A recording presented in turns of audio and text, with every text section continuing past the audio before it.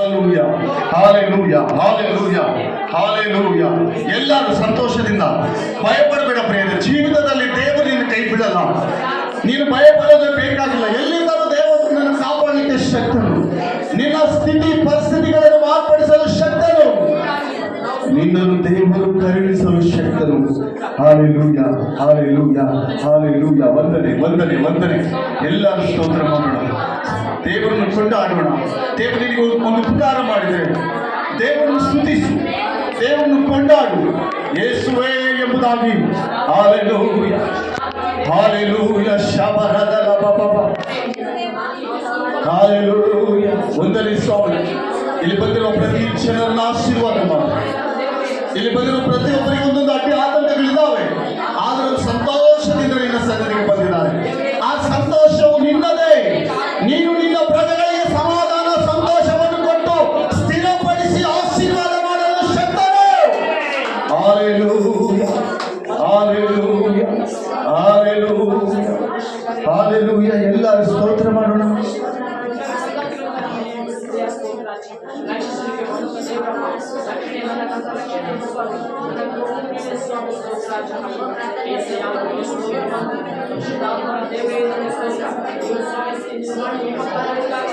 ನಿನ್ನ ಪರಿಸ್ಥಿತಿ ನೋಡಿ ಭಯ ಪಡ್ತಾ ಇದೆಯಾ? ಇಲ್ಲಿ ಕೆಲವರು ತಮ್ಮ ಪರಿಸ್ಥಿತಿಗಳನ್ನು ನೋಡಿ ಭಯ ಪಡ್ತಾ ಇದ್ದಾರೆ. ಏನಾಗ್ತದೋ ಎಂಬ ಭಯದಲ್ಲಿದ್ದಾರೆ. ದೇವರಾತ್ಮ ಹೇಳ್ತಾ ಇದ್ದಾರೆ ನಿನಗೆ, ಭಯಪಡಬೇಡ ಮಗುವೆ, ಭಯಪಡಬೇಡ ಮಗಳೇ, ಭಯಪಡಬೇಡ ನನ್ನ ಮಗನೇ. ನಿನ್ನ ಸ್ಥಿತಿಯು ಮಾರ್ಪಡಿಸಲು ಶಕ್ತನು ನಾನು. ನಿನ್ನನ್ನು ತೀರ್ಮಾನ ಮಾಡಲು ನನ್ನ ಕೈಯಲ್ಲಿದೆ, ಲೋಕದ ಕೈಯಲ್ಲಿ ಇಲ್ಲ. ನೀನು ಹೆದರಬೇಡ. ಇಲ್ಲಿ ಕೆಲವರು ಅನ್ಕೊಳ್ತಾ ಇದ್ದಾರೆ, ಇಗೋ ನನ್ನ ಭವಿಷ್ಯತ್ತು, ಇಗೋ ನನ್ನ ಕುಟುಂಬದ ಭವಿಷ್ಯತ್ತು ಹೆಂಗಿರ್ತದೆ ಎಂಬುದಾಗಿ ಭಯಪಡ್ತಾ ಇದ್ದಾರೆ. ದೇವರು ಹೇಳ್ತಾ ಇದ್ದಾರೆ, ನೀನು ಭಯಪಡಬೇಡ, ನೀನು ಭಯಪಡಬೇಡ. ಆರಾಧನೆ ಮಾಡುವ, ಆರಾಧನೆ ಮಾಡುವ. ಈ ಮುಂಜಾನೆ ದೇವರು ನಮ್ಮನ್ನು ನೋಡ್ತಾ ಇದ್ದಾರೆ. ನಿನ್ನ ಹೃದಯವು ಕಳವಳಗೊಳ್ಳದಿಲ್ಲ ಎಂಬುದಾಗಿ ಯೋಹಾನ ಬರೆದ ಪತ್ರಿಕೆ 14ನೇ ಅಧ್ಯಾಯದಲ್ಲಿ ದೇವರು ವಾಕ್ಯ ಹೇಳ್ತಾ ಇದೆ. ನಿಮ್ಮ ಹೃದಯವು ಕಳವಳಗೊಳ್ಳದಿರಲಿ, ನಾನೇ ನಿಮ್ಮ ದೇವರೆಂಬುದಾಗಿ. ಗೊಲಿಯಾತನನ್ನು ನೋಡಿ ನೀ ಭಯ ಪಡಬೇಡ, ಗೊಲಿಯಾತನನ್ನು ನೋಡಿ ನೀ ಭಯ ಪಡಬೇಡ. ದಾವೀದನಂತೆ ನೀ ಸ್ತುತಿಸು, ದಾವೀದನಂತೆ ನೀ ಸ್ತುತಿಸು. ಸ್ತುತಿಯಲ್ಲಿ ಇರುವುದು ಜಯ, ಸೈತಾನನಿಗೆ ಲಯ ಲಯ ಲಯ ಲಯ. ಆರಾಧನೆಯಲ್ಲಿ ಸಿಗುವುದು ಜಯ, ಸೈತಾನನಿಗೆ ಲಯ ಲಯ ಲಯ ಲಯ. ಸ್ತುತಿಯಲ್ಲಿ ಇರುವುದು. ಎಲ್ಲ ಸಂತೋಷದಿಂದ ಭಯಪಡಬೇಡ, ದೇವರಿನ ಪಕ್ಷದಲ್ಲಿದ್ದಾನೆ, ನನ್ನ ಪಕ್ಷದಲ್ಲಿದ್ದಾನೆ. ಆಮೆನ್. ಕೈ ಬಿಡಲ್ಲ. ನಿನ್ನ ಕಣ್ಣೀರನ್ನು ಸಂಪೂರ್ಣವಾಗಿ ಒರೆಸಿ ನಿನ್ನನ್ನು ಸಂತೋಷಕ್ಕೆ ಕಾರಣವಾಗಿ ಮಾಡ್ತಾನೆ. ಸ್ತುತಿಸಿ ಜಯವನ್ನು, ಸ್ತುತಿಸಿ ಜಯವನ್ನು ನನ್ನ ಮನವೇ, ಸ್ತುತಿಸಿ ಜಯವನ್ನು ನನ್ನ ಮನವೇ, ಸ್ತುತಿಸಿ ಜಯವನ್ನು ನನ್ನ ಮನವೇ. ಏರುವುದೊಂದೇ ನೋಡಿ ನೀ ಭಯ ಪಡಬೇಡ, ಏರುವುದೊಂದೇ ನೋಡಿ ನೀ ಭಯ ಪಡಬೇಡ. ಯೆಹೋಶುವನಂತೆ ಆರ್ಭಟಿಸು, ಯೆಹೋಶುವನಂತೆ ಆರ್ಭಟಿಸು. ಸ್ತುತಿಯಲ್ಲಿ ಇರುವುದು ಜಯ, ಸೈತಾನ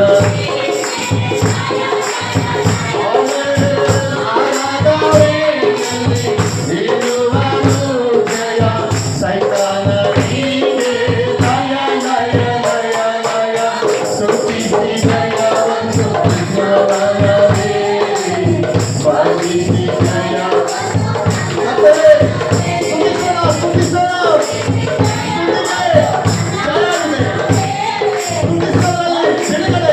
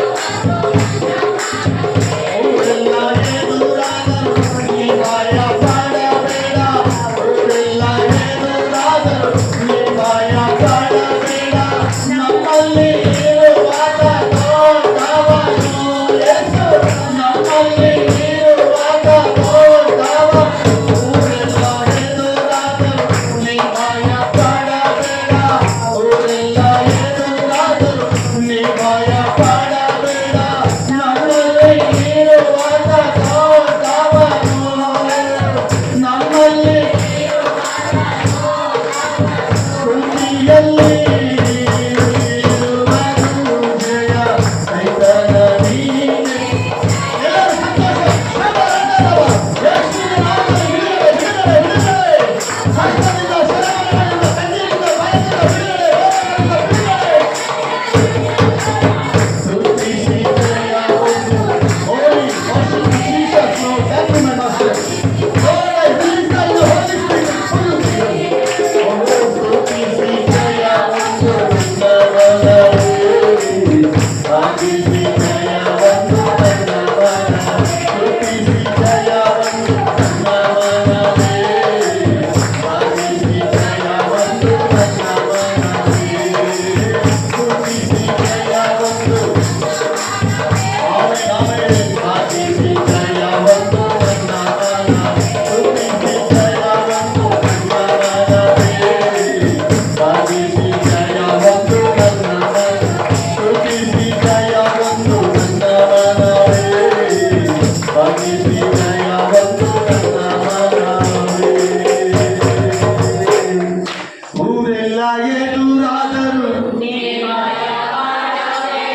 ನೀವೆಲ್ಲರೂ ಊರೆಲ್ಲ ಎದುರಾದರು ನೀ ಭಯ ನಮ್ಮಲ್ಲಿ ಇರುವಾಗ ದೊಡ್ಡವನು ಯೇಸು ನಮ್ಮಲ್ಲಿ ಸ್ತುತಿಯಲ್ಲಿ ಸಿಗುವುದು ಜಯ ಸೈತನನಿಗೆ ಲಯ ಲಯ ಲಯ ಲಯ ಆರಾಧನೆಯಲ್ಲಿ ಸಿಗುವುದು ಜಯ ಸೈತನನಿಗೆ. ಎಲ್ಲ ಚಪ್ರ ಎಲ್ಲ ಚಪ್ರ ಎಲ್ಲ ಚಪ್ರ ನೀವು ಚಪ್ರ ಹೋದ್ರೆ ಸೈತಾನ ಬಿಟ್ಟಿದ್ದಾವೆ.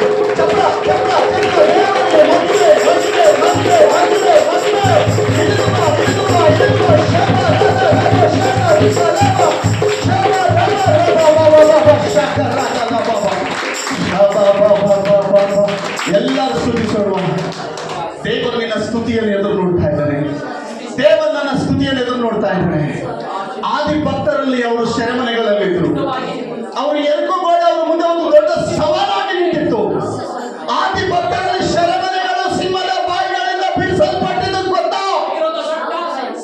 ಕೇವಲ ಅವರು ಯುದ್ಧ ಆಯುಧಗಳಲ್ಲಿ ಹಿಡಿಯದೆ ತಮ್ಮ ಹೃದಯದಲ್ಲಿ ಸ್ತುತಿ ಎಂಬ ಆಯುಧವನ್ನು ಹಿಡಿದುಕೊಂಡು ದೇವರು ದೊಡ್ಡ ಜಯ ಕೊಟ್ಟನು. ಪ್ರಿಯರೇ,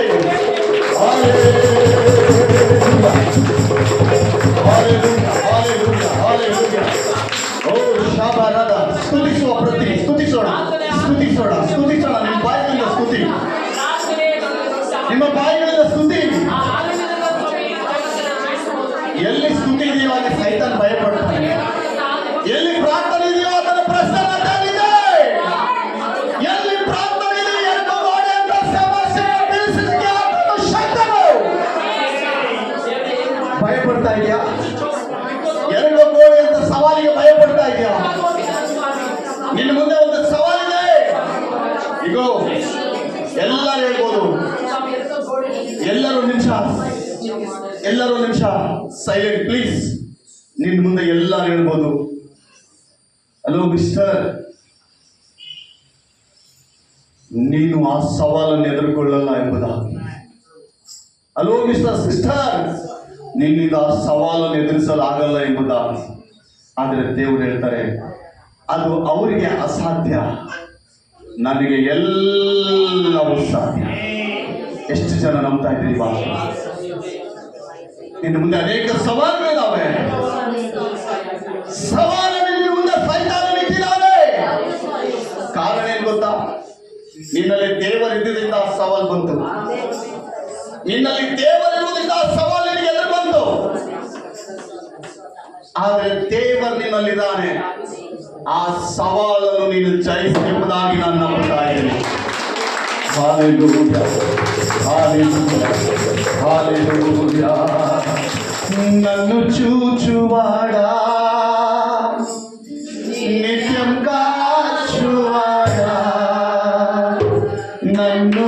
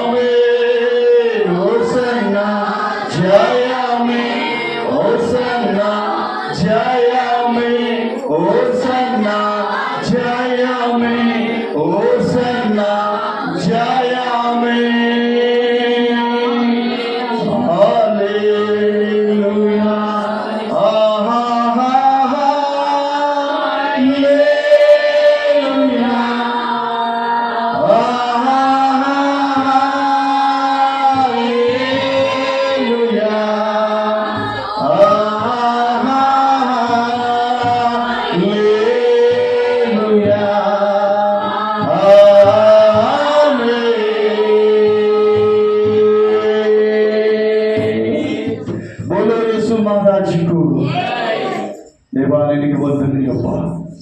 ಇಲ್ಲಿವರೆಗೂ ನಮ್ಮನ್ನು ಅದ್ಭುತವಾಗಿ ಸಂತೋಷದಿಂದ ಸಮಾಧಾನದಿಂದ ನಮ್ಮ ಜೀವಿತದಲ್ಲಿ ಎಷ್ಟೇ ಕಷ್ಟ ಸಂಕಟಗಳಿದ್ರು ಅದನ್ನೆಲ್ಲ ನಮ್ಮನ್ನು ಮರೆಸಿ ನಮ್ಮ ಮಧ್ಯದಲ್ಲಿ ನಿಂತು ಬಂದು ಸಹಾಯ ಮಾಡಿದ್ದಕ್ಕಾಗಿ ನಿನಗೆ ಸ್ತೋತ್ರ ಸ್ವಾಮಿ.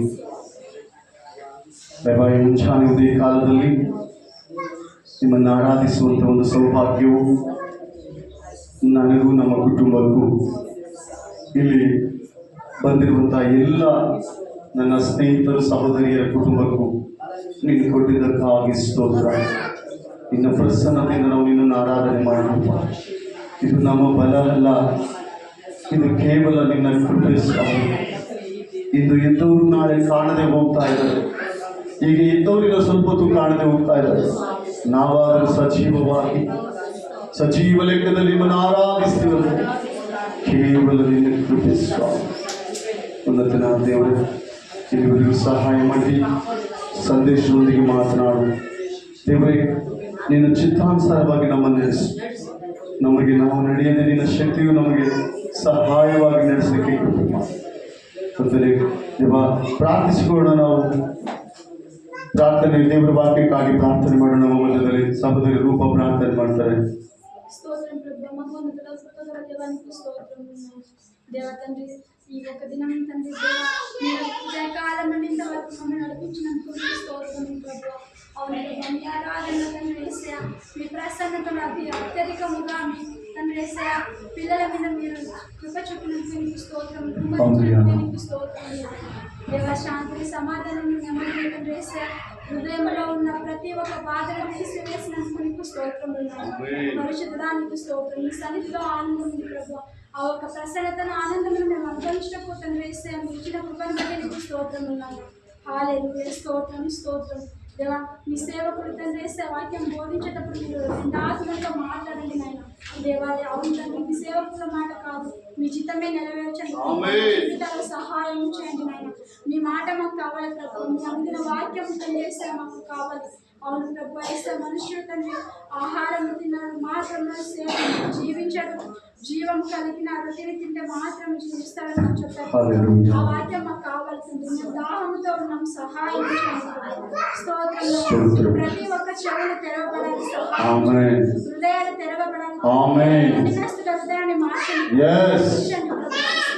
మీకు అసాధ్యమైన వేది తండ్రి. వినుటకు ప్రభు చెవులను ఇచ్చినందుకే గ్రహించుటకు హృదయం ఇచ్చినందుకు బుద్ధిని వివేకమును జ్ఞానం ఇవ్వండి. మీ ఒక వాక్యం చెప్పేటప్పుడు దాన్ని గ్రహించుటకు జ్ఞానం ఇవ్వండి. సహాయం చేయండి ప్రభు. మీ ఒక చిత్తం తండ్రి నెరవేరాలి, సహాయం చేయండి. మీ మార్గంలో నడిచే సహాయం చేయండి. దేవా మీ సేవకుడు తండ్రి యేసయ్య మంచి ఆరోగ్యం నుంచి నడిపించండి. మీ సహాయం చేయండి. మహిమ గంట ప్రభావం చెల్లించి చిన్న ప్రార్థన క్రీస్తు నజరేయుడైన నామములో అడిగి వేడుకొని పొందుకుంటున్నాను పరమ తండ్రి. Amen amen amen. ದಯಮಾಡಿ ಎಲ್ಲರೂ ಕೂತ್ಕೊಂಡು ಹೆಚ್ಚಿಸಲು ಕೂರ್చుందాం. ಸ್ವಲ್ಪ ಮುಂದೆ ಬರೋಣ. ಒಂದು ಲೈನ್ ಆಗಿ ಸಹೋದರ ಪ್ಲೀಸ್ ನೀಟಾಗಿ ಸಭೆಯಲ್ಲಿ ಸಹೋದರಿಯರು ಕೂಡ ನೀಟಾಗಿ ನಾವು ಕೂಡಬೇಕು. ಹಲ್ಲೆಲೂಯಾ. ಎಷ್ಟು ಜನ ಸಂತೋಷವಾಗಿದ್ದೀರಿ? ಸಂತೋಷವುಳ್ಳವರೆಲ್ಲ ಎರಡು ಕೈಗಳಲ್ಲಿ ದೇವರಿಗೆ ಸ್ತೋತ್ರಗಳು. ಹಲ್ಲೆಲೂಯಾ. Praise the Lord. ಈ ಸಮಯದಲ್ಲಿ ದೇವರು ನಮ್ಮನ್ನು ಆರಾಧನೆಯಲ್ಲಿ ಇಲ್ಲಿವರೆಗೂ ಬಲವಾದ ರೀತಿಯಲ್ಲಿ ನಡೆಸಿದ್ದಕ್ಕಾಗಿ ಸ್ತೋತ್ರ. ಇದೆಲ್ಲ ಕೂಡ ದೇವರ ಕೃಪೆ ಪ್ರೇರೆ, ಇದೆಲ್ಲ ಕೂಡ ದೇವರ ಆಶೀರ್ವಾದ. ದೇವರು ಕರುಣಾಮಯನು, ಪ್ರೀತಿಯ ಸ್ವರೂಪನಾದ ದೇವರು. ಈ ದಿನ ನಾವು ಸಂದೇಶಕ್ಕೆ ಹೋಗೋಣ. ಹಾಗೆ ಸಂದೇಶಕ್ಕೆ ಹೋಗೋದಕ್ಕಿಂತ ಮೊದಲು ದೇವರು ಸಭೆಯನ್ನು ಪ್ರೀತಿಸಿ ಮತ್ತು ಈ ಕಾರ್ಯಗಳು ಮಾಡ್ತಿರೋದಕ್ಕಾಗಿ ದೇವರಿಗೆ ವಂದನೆಗಳು. ಈ ಸಮಯದಲ್ಲಿ ಅನೇಕ ಸಾರಿ ನಾವು ಆರಾಧನೆ ಮಾಡುವಾಗಲೂ ವಾಕ್ಯ ಸಂದೇಶ ಇರುವಾಗಲೂ ಕರೆಂಟ್ ಹೋಗ್ಬಿಡೋದು. ಹಲ್ಲೆಲೂಯಾ. ಏನಾಗ್ತೈತೆ ಹೇಳ್ರಿ? ಆದರೆ ಈಗೀಗ ಕರೆಂಟ್ ಹೋಗಂಗೇ ಇಲ್ಲ. ಕರೆಂಟಿನೇ ಕುಣ್ಕೊಂಬಂದ್ಬಿಟ್ಟಿದ್ದಾರೆ.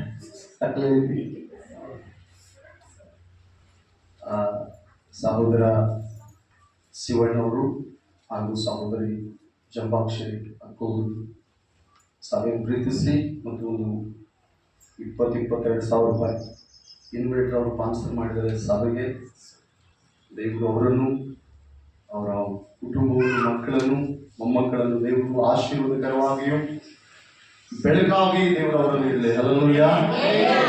ನೋಡ್ರಿ, ಆ ಕಾಸನ್ನ ನಾನು ಅವ್ರಿಗೆ ಹೇಳಿಲ್ಲ ನೀವು ತರಬೇಕು ಇದು ಮಾಡ್ಬೇಕಂತ ನಾನು ಯಾವತ್ತೂ ಅವ್ರಿಗೆ ಹೇಳಿಲ್ಲ. ದೇವರು ಆಲೋಚನೆ ಕೊಟ್ಟಿದ್ದಾರೆ.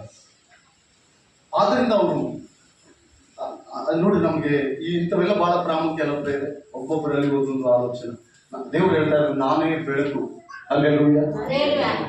ನಾನೇ ನಮ್ಮ ಲೋಕಕ್ಕೆ ಬೆಳಕಾಗಿದ್ದೀನಿ. ಆತನಿಗೆ ಬೆಳಕು ಮಾಡೋರು ಅದನ್ನು ಕೈ ಬಿಡ್ತಾನ? ಸಾಧ್ಯ ಇಲ್ಲ ಬೇರೆ. ಯಾವಾಗಲೂ ನೆನೆಸ್ಕೊಳ್ಳುವ ದೇವರು. ಹಾಗೆ ಅಣ್ಣವರು ಮತ್ತು ಆ ಇನ್ವೆಟರ್ನ ಸಹಾಯ ಮಾಡಿದ್ದಕ್ಕಾಗಿ ದೇವರಿಗೆ ಸ್ತೋತ್ರ. ಅವ್ರಿಗಾಗಿ ಪ್ರಾರ್ಥಿಸೋಣ. ಅವ್ರ ಕುಟುಂಬ ದೇವರು ಆಶೀರ್ವಾದ ಮಾಡಿ, ಅನ್ನು ಮಾಡೋ ಬಿಸ್ನೆಸ್ ಅನ್ನು ಕೂಡ ದೇವರು ಆಶೀರ್ವಾದ ಮಾಡಲಿ. ಹಾಗೆ ಬಲವಾದ ರೀತಿಯಲ್ಲಿ ನಮ್ಮೆಲ್ಲರೊಂದಿಗೆ ದೇವರು ಮಾತನಾಡಲಿ. ಮತ್ತು ಈ ಸಂದರ್ಭದಲ್ಲಿ ಆ ಒಂದು ಸಾಕ್ಷಿಯಾಗಿ ದೇವರನ್ನು ಮಹಿಮೆ ಪಡಿಸೋಣ. ಇದು ದೇವರು ಮಾಡಿದ್ದು, ನಾನು ಅವ್ರನ್ನೆಂದೂ ಕೇಳಿಲ್ಲ, ಏನು ಕೂಡ ಅವ್ರಿಗೆ ಹೇಳಿಲ್ಲ. ದೇವರು ಅವರ ಮೂಲಕ ಕಾರ್ಯ ಮಾಡಿದನು.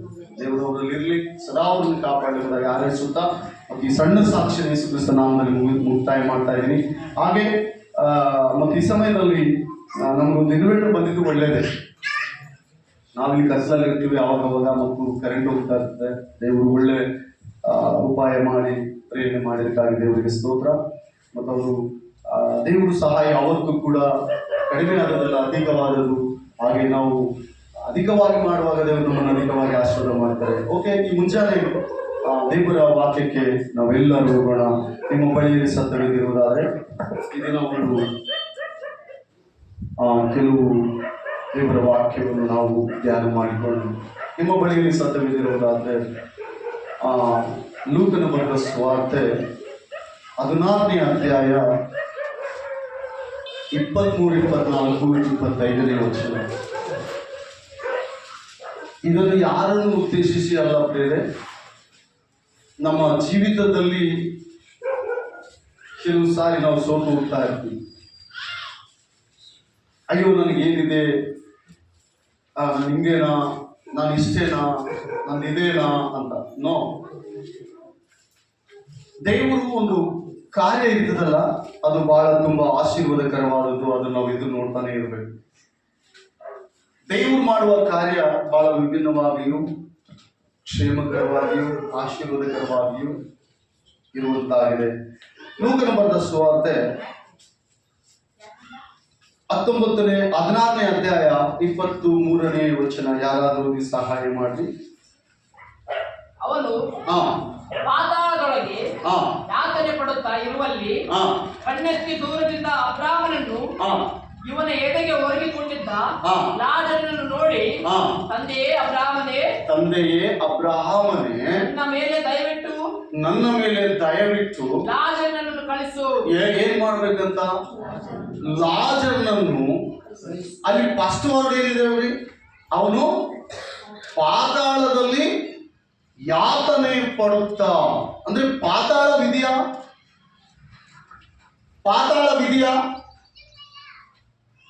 ನರಕವಿದೆಯಾ? ಹಲ್ಲೆಲೂಯಾ. ಆ ವ್ಯಕ್ತಿ ಪಾತಾಳದಲ್ಲಿ ಯಾತನೆ ಪಡ್ತಾ ಇದ್ದಾನಂತೆ. ಅಬ್ರಾಮನ ಮೇಲೆ ಲಾಜರನ್ನು ಹೊರಗಿದ್ದಾನೆ. ಆ ಲಾಜರಿಗೆ ಅಬ್ರಾಮನಿಗೆ ಹೇಳ್ತಾ ಇದ್ದಾನೆ, ಈ ವ್ಯಕ್ತಿ ಯಾರ? ಆ ವ್ಯಕ್ತಿ ಐಶ್ವರ್ಯವಂತನಾದ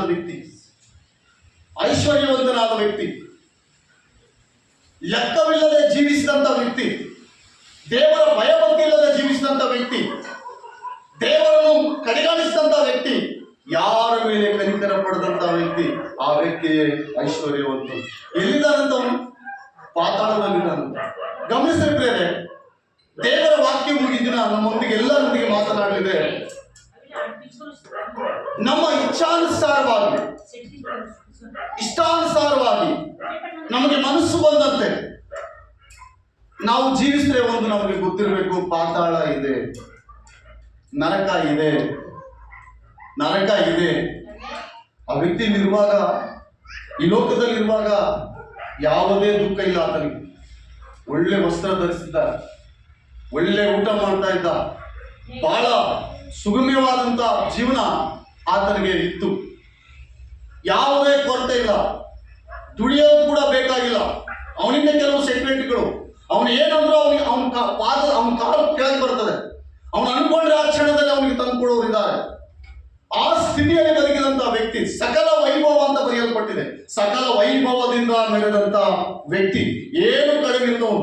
ಅವನು ಎಲ್ಲೆಲ್ಲಿ ಹೋಗಿದ್ದಾನೋ ಗೊತ್ತಿಲ್ಲ, ಏನೇನ್ ಮಾಡಿದಾನೋ ಗೊತ್ತಿಲ್ಲ, ಅವನಿಗೆ ಮಾತ್ರ ಗೊತ್ತು. ಆದ್ರೆ ಅವನಿಗೆ ಮರಣ ಎನ್ನುವುದು ಬಂದಾಗ ಅವನು ಎಲ್ಲಿದ್ದಾನಂತ? ಪಾತಾಳದಲ್ಲಿದ್ದಾನಂತ, ಯಾತನೆ ಪಡ್ತಾ ಇದ್ದಾನಂತೆ. ಗಮನಿಸಬೇಕು ನನ್ನ ಆತ್ಮೀಯ ಸಹೋದರಿ, ನನ್ನ ಸಹೋದರ ಸಭೆ, ನಾವು ಜೀವಿಸುತ್ತಿರುವ ಜೀವನ ನಮಗೆ 100 ವರ್ಷದಂತೆ ಕಾಣ್ತದೆ. ಈ 100 ವರ್ಷ ದೇವರ ದೃಷ್ಟಿಯಲ್ಲಿ ಕ್ಷಣ ಮಾತ್ರ. ಈ 100 ವರ್ಷ ದೇವರ ದೃಷ್ಟಿಯಲ್ಲಿ ಕ್ಷಣ ಮಾತ್ರ.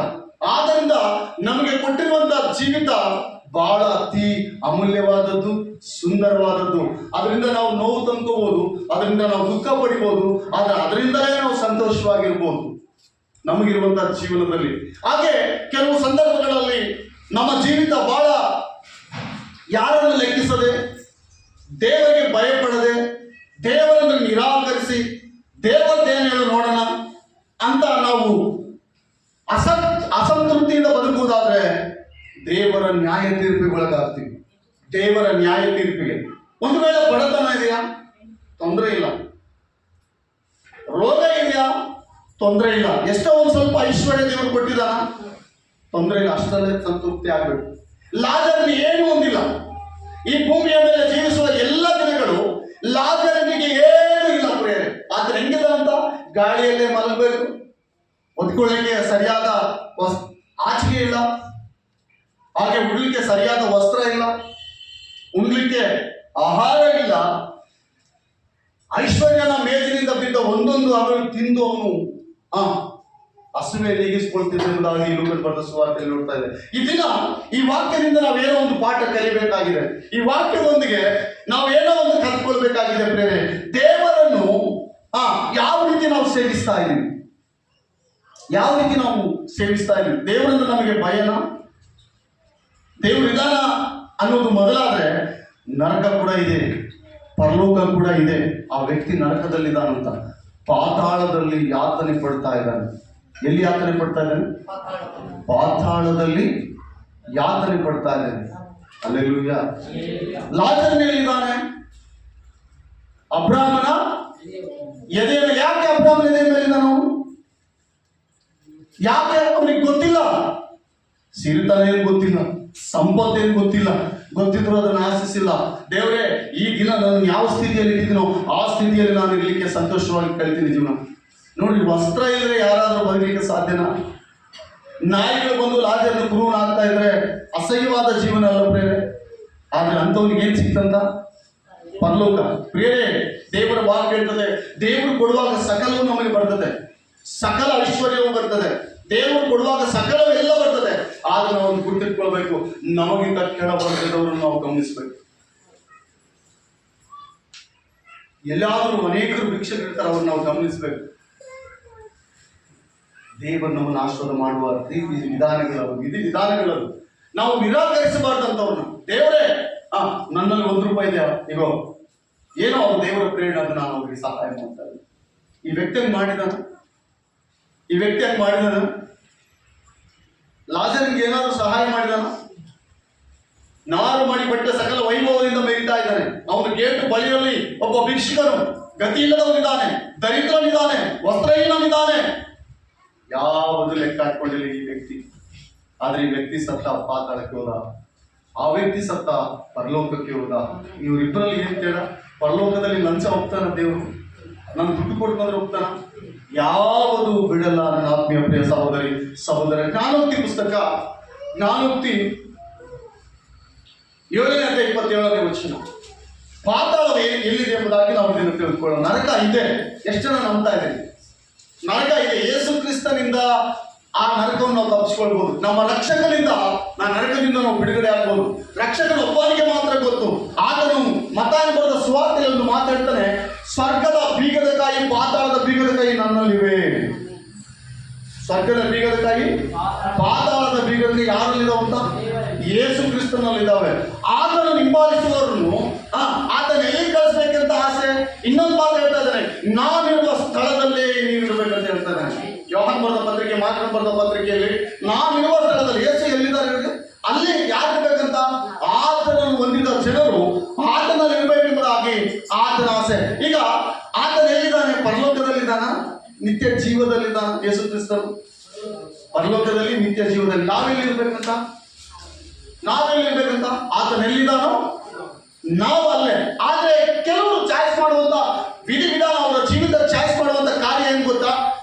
ತಮಗೆ ಇಷ್ಟಾನುಸಾರವಾಗಿ ಜೀವಿಸಿ ತದನಂತರ ದೇವರೇ ನನ್ನ ರಕ್ಷಿಸುವಂತ ಯೇಸುಸ್ವಾಮಿಗೆ ಹೋದ್ರೆ ಯೇಸುಸ್ವಾಮಿ ಹೇಳ್ತಾನೆ, ನೆವರ್, ಸಮಯವಿರುವಾಗಲೇ ನಿನ್ನನ್ನು ರಕ್ಷಿಸಬೇಕಾಗಿತ್ತು, ನನ್ನ ಬಳಿಗೆ ಬರಬೇಕಾಗಿತ್ತು, ಪಶ್ಚಾತ್ತಾಪ ಪಡಬೇಕಾಗಿತ್ತು.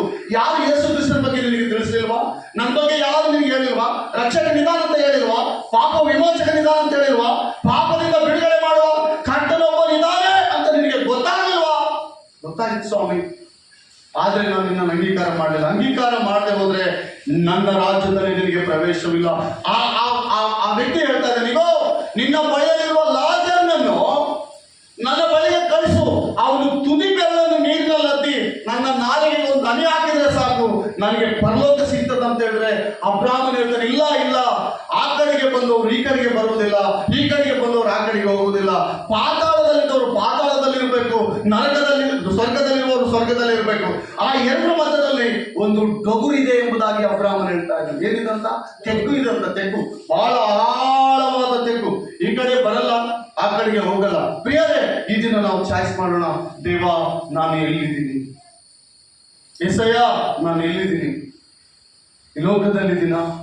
ಲೋಕಕ್ಕೆ ಸಂಬಂಧಪಟ್ಟ ಕೆಲವು ವಿಷಯಗಳಲ್ಲಿ ನಾನಿದ್ದೀನ? ದಯಮಾಡಿ ನನ್ನನ್ನು ಕ್ಷಮಿಸಪ್ಪ. ಜ್ಞಾನೋಕ್ತಿ 7:27 ಅವಳ ಮನೆಯು ಪಾತಾಳದ ದಾರಿ. ಅವಳ ಮನೆಯು ಏನಂತ? ಪಾತಾಳದ ದಾರಿ. ಪ್ರಿಯ ಆತ್ಮೀಯರೇ, ಗಮನಿಸ್ರಿ, ಪಾತಾಳ ಇದೆ ಎಂಬುದು ನಾವು ಮರಿಬಾರದು. ಯಾರ ಮನೆಯು? ಅದು ಕ್ಲಿಯರ್ ಆಗಿ ಬರೆದಿದೆ. ಕೆಲವರಿಗೆ ಈ ವಿಷಯ ಗೊತ್ತಿರ್ಬೋದು, ಕೆಲವರಿಗೆ ಗೊತ್ತಿಲ್ಲದೆ ಇರ್ಬೋದು. ಅವಳ ಮನೆಯು ಪಾತಾಳದ ದಾರಿ. ಅವಳು ಹಠಮಾರಿಯು, ಅವಳು ಮನೆಯಲ್ಲಿ ನಿಲ್ಲತಕ್ಕವಳಲ್ಲ. ಒಮ್ಮೆ ಬೀದಿಗಳಲ್ಲಿ, ಒಮ್ಮೆ ಮಾರ್ಗದಲ್ಲಿ, ಒಮ್ಮೆ ಅಲ್ಲಿ ತಿರುಗಾಡುತ್ತಾ ಕಾಣಿಸಿಕೊಳ್ಳುವಳು. ಅವಳ ಮನೆಯಲ್ಲೇ ಇದಂತ ನೋಡಿ, ಬೈಬಲ್ ಎಷ್ಟು ಸೂಟಿಯಾಗಿ ನಾವು ಕೇಳ್ತಾ ಇದೆ. ಅವಳ ಮನೆ ಎಲ್ಲಿದೆ ಅಂತ? ಯಾರಂತ ಇವರು?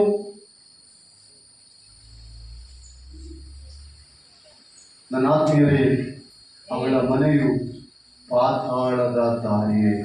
ಲೂಕನ ಬರೆದ ಸುವಾರ್ತೆ 16ನೇ ಅಧ್ಯಾಯ 27, 28, 29 ಒಳಗೆ ಇದನ್ನು ಅಧ್ಯಯನ ಮಾಡೋಣ. ಆಗ ಅವನು, ಅಪ್ಪ, ಹಾಗಾದರೆ ಲಾಜರನನ್ನು ನನ್ನ ತಂದೆ ಮನೆಗೆ ಕಳಿಸಬೇಕೆಂದು ನಿನ್ನನ್ನು ಬೇಡಿಕೊಳ್ಳುತ್ತೇನೆ. ಏನ್ ಹೇಳ್ತದಂತ ಈ ವ್ಯಕ್ತಿ? ಗಮನಿಸ್ರಿ. ಅಲೋ, ನೀವೆಲ್ಲರೂ ನನ್ನ ಕಡೆಗೆ ನೋಡಿ. ಅಮ್ಮ, ಎಲ್ಲರೂ ನನ್ನ ಕಡೆಗೆ ನೋಡಿ. 27 ಸರಿಯಾಗಿ ಹೋದು. ಅವನು, ಅಪ್ಪ, ಹಾಗಾದರೆ ಲಾಜರನು. ಯಾರು ಹೇಳ್ತಾರೆ ಮಾತು? ಶ್ರೀಮಂತರು ಹೇಳ್ತಾರೆ, ಅಪ್ಪ, ಹಾಗಾದ್ರೆ ಲಾಜರನನ್ನು ಎಲ್ಲಿ ಕಳಿಸು? ಭೂಲೋಕಕ್ಕೆ ಮತ್ತೆ ಕಳಿಸು. ಯಾಕಾಗಿ? ನನಗೆ 5 ಜನ ಅಣ್ಣ ತಮ್ಮಂದಿರಿದ್ದಾರೆ. ಎಷ್ಟು ಜನ ಇದ್ದಾರೆ ಅಂತ ಅವನಿಗೆ? 5 ಜನ ಅಣ್ಣ ತಮ್ಮಂದಿರಿದ್ದಾರೆ. ಅವ್ರು ಯಾರು ಈ ಆತನಿಗೆ ಬರಬಾರ್ದು, ಅವ್ರು ಯಾರು ಈ ನರಕದಲ್ಲಿ ಬರಬಾರ್ದು. ಅದಕ್ಕೆ ನಾನು ಅವನಂತಾಗಲ್ಲ, ನೀನು ಬಳಿಯಲ್ಲಿರುವ ಲಾಜರನ್ನು ಕಳಿಸು. ಆಗ ಅಬ್ರಾಹ್ಮನ್ ಹೇಳ್ತಾನೆ, ಅಲ್ಲಿ ಪ್ರವಾದಿಗಳಿದ್ದಾರೆ. ಹೇಳಿಕೆ ಯಾರಿದ್ದಾರೆ ಹೇಳ್ರಿ? ಸೇವಕರಿದ್ದಾರೆ. ಮೋಶೆ ಪ್ರವಾದನೆ ಗ್ರಂಥ ಇದೆ. ಮೋಶೆಯ ಪ್ರವಾದನೆ ಗ್ರಂಥ ಇದೆ. ಎಲಿಯಾನಂತ ಪ್ರವಾದಿಗಳಿದ್ದಾರೆ, ಎಲಿಷನಂತ ಪ್ರವಾದಿಗಳಿದ್ದಾರೆ. ಅವ್ರು ಹೇಳ್ತಾರೆ, ನೀನೇನು ಓದೋದು ಬೇಕಾಗಿಲ್ಲ, ಇವನು ಕಳಿಸೋದು ಕೂಡ ಬೇಕಾಗಿಲ್ಲ. ಇವನಿಗೆ ಈಗ ಆರಾಮಾಗಿ ರೆಸ್ಟ್ ಸಿಕ್ಕಿದೆ. ಪರಲೋಕದಲ್ಲಿ, ಭೂಲೋಕದಲ್ಲಿ ಯಾತನೆ ಪಡೆದಿದ್ದಾನೆ. ಭೂಲೋಕದಲ್ಲಿ ಬಡವನಾಗಿ ದರಿದ್ರನಾಗಿ ಜೀವಿಸಿದ್ದಾನೆ. ಯಾವುದೇ ಸಿರಿ ಸಂಪತ್ತನ್ನು ಆಶಿಸದೆ, ತನಗೆ ಯಾವುದು ಬೇಕಂತ ಆಶಿಸದೆ, ನಿರಾಸೆಯಿಂದ ಇಗೋ ದೇವರು ಇದಾನೆಂಬ ಒಂದು ಕುತೂಹಲದಿಂದ ಬದುಕಿದ್ದಾನೆ. ನೀನಾದರೂ ಎಲ್ಲವೂ ಕೂಡ ಅಸಂತೃಪ್ತಿಯಿಂದ ಬದುಕಿದೀಯು. ಇವನು ಏನಿದ್ರು ಕೂಡ ಸಂತೃಪ್ತನಾಗಿ ಬದುಕಿದ್ದಾನೆ. ಆದ್ದರಿಂದ ಇವನಿಗೆ ಪರಲೋಕ ನಿತ್ಯ ರಾಜ್ಯ ಸಿಕ್ಕಿದೆ. ನಿತ್ಯ ರಾಜ್ಯ ಇವನಿಗೆ ಸಿಕ್ಕಿದೆ. ಪರಲೋಕ ರಾಜ್ಯ ಸಿಕ್ಕಿದೆ ನೋಡ್ರಿ.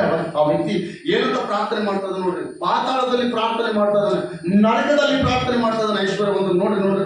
ಓದಿ. ಆಗ ಅವನು, ಅಪ್ಪ, ಹಾಗಾದರೆ ಲಾಜರನ್ನು ನನ್ನ ತಂದೆಯ ಮನೆಗೆ ಕಳಿಸಬೇಕೆಂದು ನಿನ್ನನ್ನು ಬೇಡಿಕೊಳ್ಳುತ್ತೇನೆ. ನನಗೆ 5 ಮಂದಿ ಅಣ್ಣ ತಮ್ಮಂದಿರು. ಎಷ್ಟು ಜನರಿದ್ದಾರೆ ತಮಗೆ ಅಣ್ಣ ತಮ್ಮಂದಿರು? 5 ಮಂದಿ ಇದ್ದಾರೆ. ಇವನು ಆದ್ಮೇವನು. ನನಗೆ 5 ಮಂದಿ ಅಣ್ಣ ತಮ್ಮಂದಿರಿದ್ದಾರೆ. ಅವರು ಸಹ ಈ ಯಾತನೆಯ ಸ್ಥಳದಲ್ಲಿ ಬಂದರು.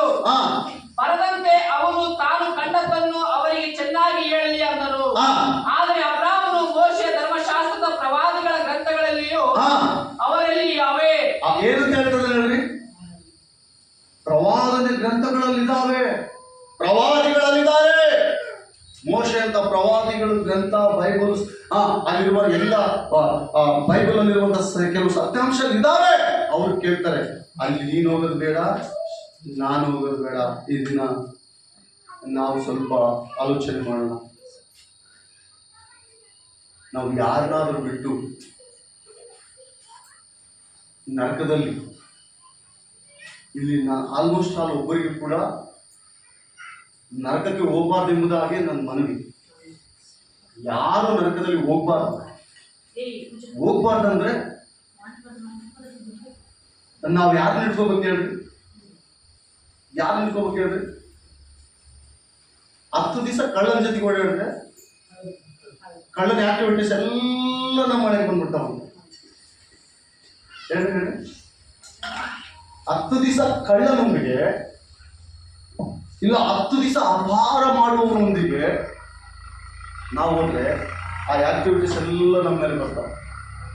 ಅದೇ ಒಳ್ಳೆಯ ವ್ಯಕ್ತಿ ಹತ್ರ ನಾವು ಮಾತಾಡಿ ಆಗಾಗ ಆ ವ್ಯಕ್ತಿ ಹತ್ರ ಬರುವಂಥ ಕೆಲವು ಸಂಭಾಷಣೆ ನಾವು ತಿಳ್ಕೊಂತ, ಅವರು ಒಂದು ವೇಳೆ ಬೈಬಲ್ ಜ್ಞಾನ ಅಷ್ಟಿಲ್ಲದೆ ಹೋದ್ರು, ಸ್ವಲ್ಪ ದೊಡ್ಡವರಾದ ಅವರನ್ನು ನಾವು ಗೌರವಿಸಿ ಬಹಳ ಪ್ರೀತಿಪೂರ್ವಕವಾಗಿ ಅವರಿಂದ ಕೆಲವು ಪಾಠಗಳು ಕಲ್ತ್ರೆ ಅವ್ರ ಆಕ್ಟಿವಿಟೀಸ್ ಎಲ್ಲ ನಮ್ಮ ಮೇಲೆ ಬರ್ತಾರೆ. ನಾವು ಕೂಡ ಬದುಕಿದ್ರೆ ಹಿಂಗೆ ಬದುಕಬೇಕಪ್ಪ, ಅಣ್ಣ ಚೆನ್ನಾಗಿದ್ದಾನೆ, ಅಕ್ಕ ಚೆನ್ನಾಗಿದ್ದಾರೆ, ಅಮ್ಮ ಚೆನ್ನಾಗಿದ್ದಾನೆ, ಅಕ್ಕ ಚೆನ್ನಾಗಿದ್ದಾರೆ, ನೋಡೋರು ಇದ್ದಿದ್ರಲ್ಲಿ ಇದ್ದಾಗಿದ್ದಾರೆ, ಬಹಳ ಸುಂದರವಾಗಿದ್ದಾರೆ, ಬಹಳ ಪ್ರೀತಿಪೂರ್ವಕವಾಗಿದ್ದಾರೆ. ಇವೆಲ್ಲ ನಮ್ಮಲ್ಲಿ ಬಂದು ನಾವು ಅದೇ ಪ್ರೀತಿಯನ್ನು ಕರಿತೀವಿ.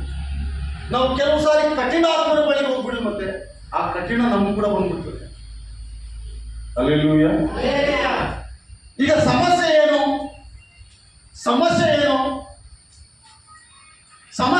ಬೇರೆ ನೋಡ್ರಿ, ಅವ್ನು ಎಷ್ಟು ಜಾಣತನದಿಂದ ಪ್ರಾರ್ಥನೆ ಮಾಡ್ತಾರೆ ಗೊತ್ತಾ? ನಮ್ಮ ಅಣ್ಣ ತಮ್ಮಂದಿರು ಯಾರು ಈ ನರಕದಲ್ಲಿ ಬರಬಾರ್ದು, ಇಲ್ಲಿಗೆ ಯಾರು ಪ್ರವೇಶಿಸಬಾರ್ದು. ನಾನು ಬಂದಿದ್ದೆ ಆಲ್ರೆಡಿ, ಆದರೆ ನನ್ನ 5 ಮಂದಿ ಅಣ್ಣ ತಮ್ಮಂದಿರು ಇಲ್ಲಿ ಏನು ಮಾಡಬಾರ್ದು, ಬರಬಾರ್ದು. ನಾವು ನಮ್ಮವ್ರು ಯಾರಿಗೋಸ್ಕರ ನಾವು ಪ್ರಾರ್ಥನೆ ಮಾಡ್ತಾ ಇದ್ದೀವಿ.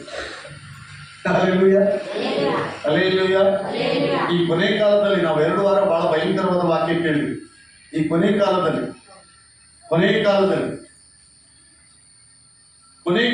ನೀವು ಅನ್ಕೊಳ್ಬೋದು, ದೇವರು ಈ ಪ್ಯಾರಿನ ತಿರುತ್ತಾನೇನಂತ, ಈ ಒಂದು ಆಳನ ತಿರುತ್ತಾನೇನಂತ. ನಾವು ತಿರುತ್ತೇವೆ, ದೇವರು ತಿರುವಲ್ಲ. ಪ್ರಾರಂಭ ಎಲ್ಲಿಂದ ಪ್ರಾರಂಭವಾಯ್ತು ಹೇಳ್ರಿ? ಆದಿಕಾಂಡ ಪುಸ್ತಕ.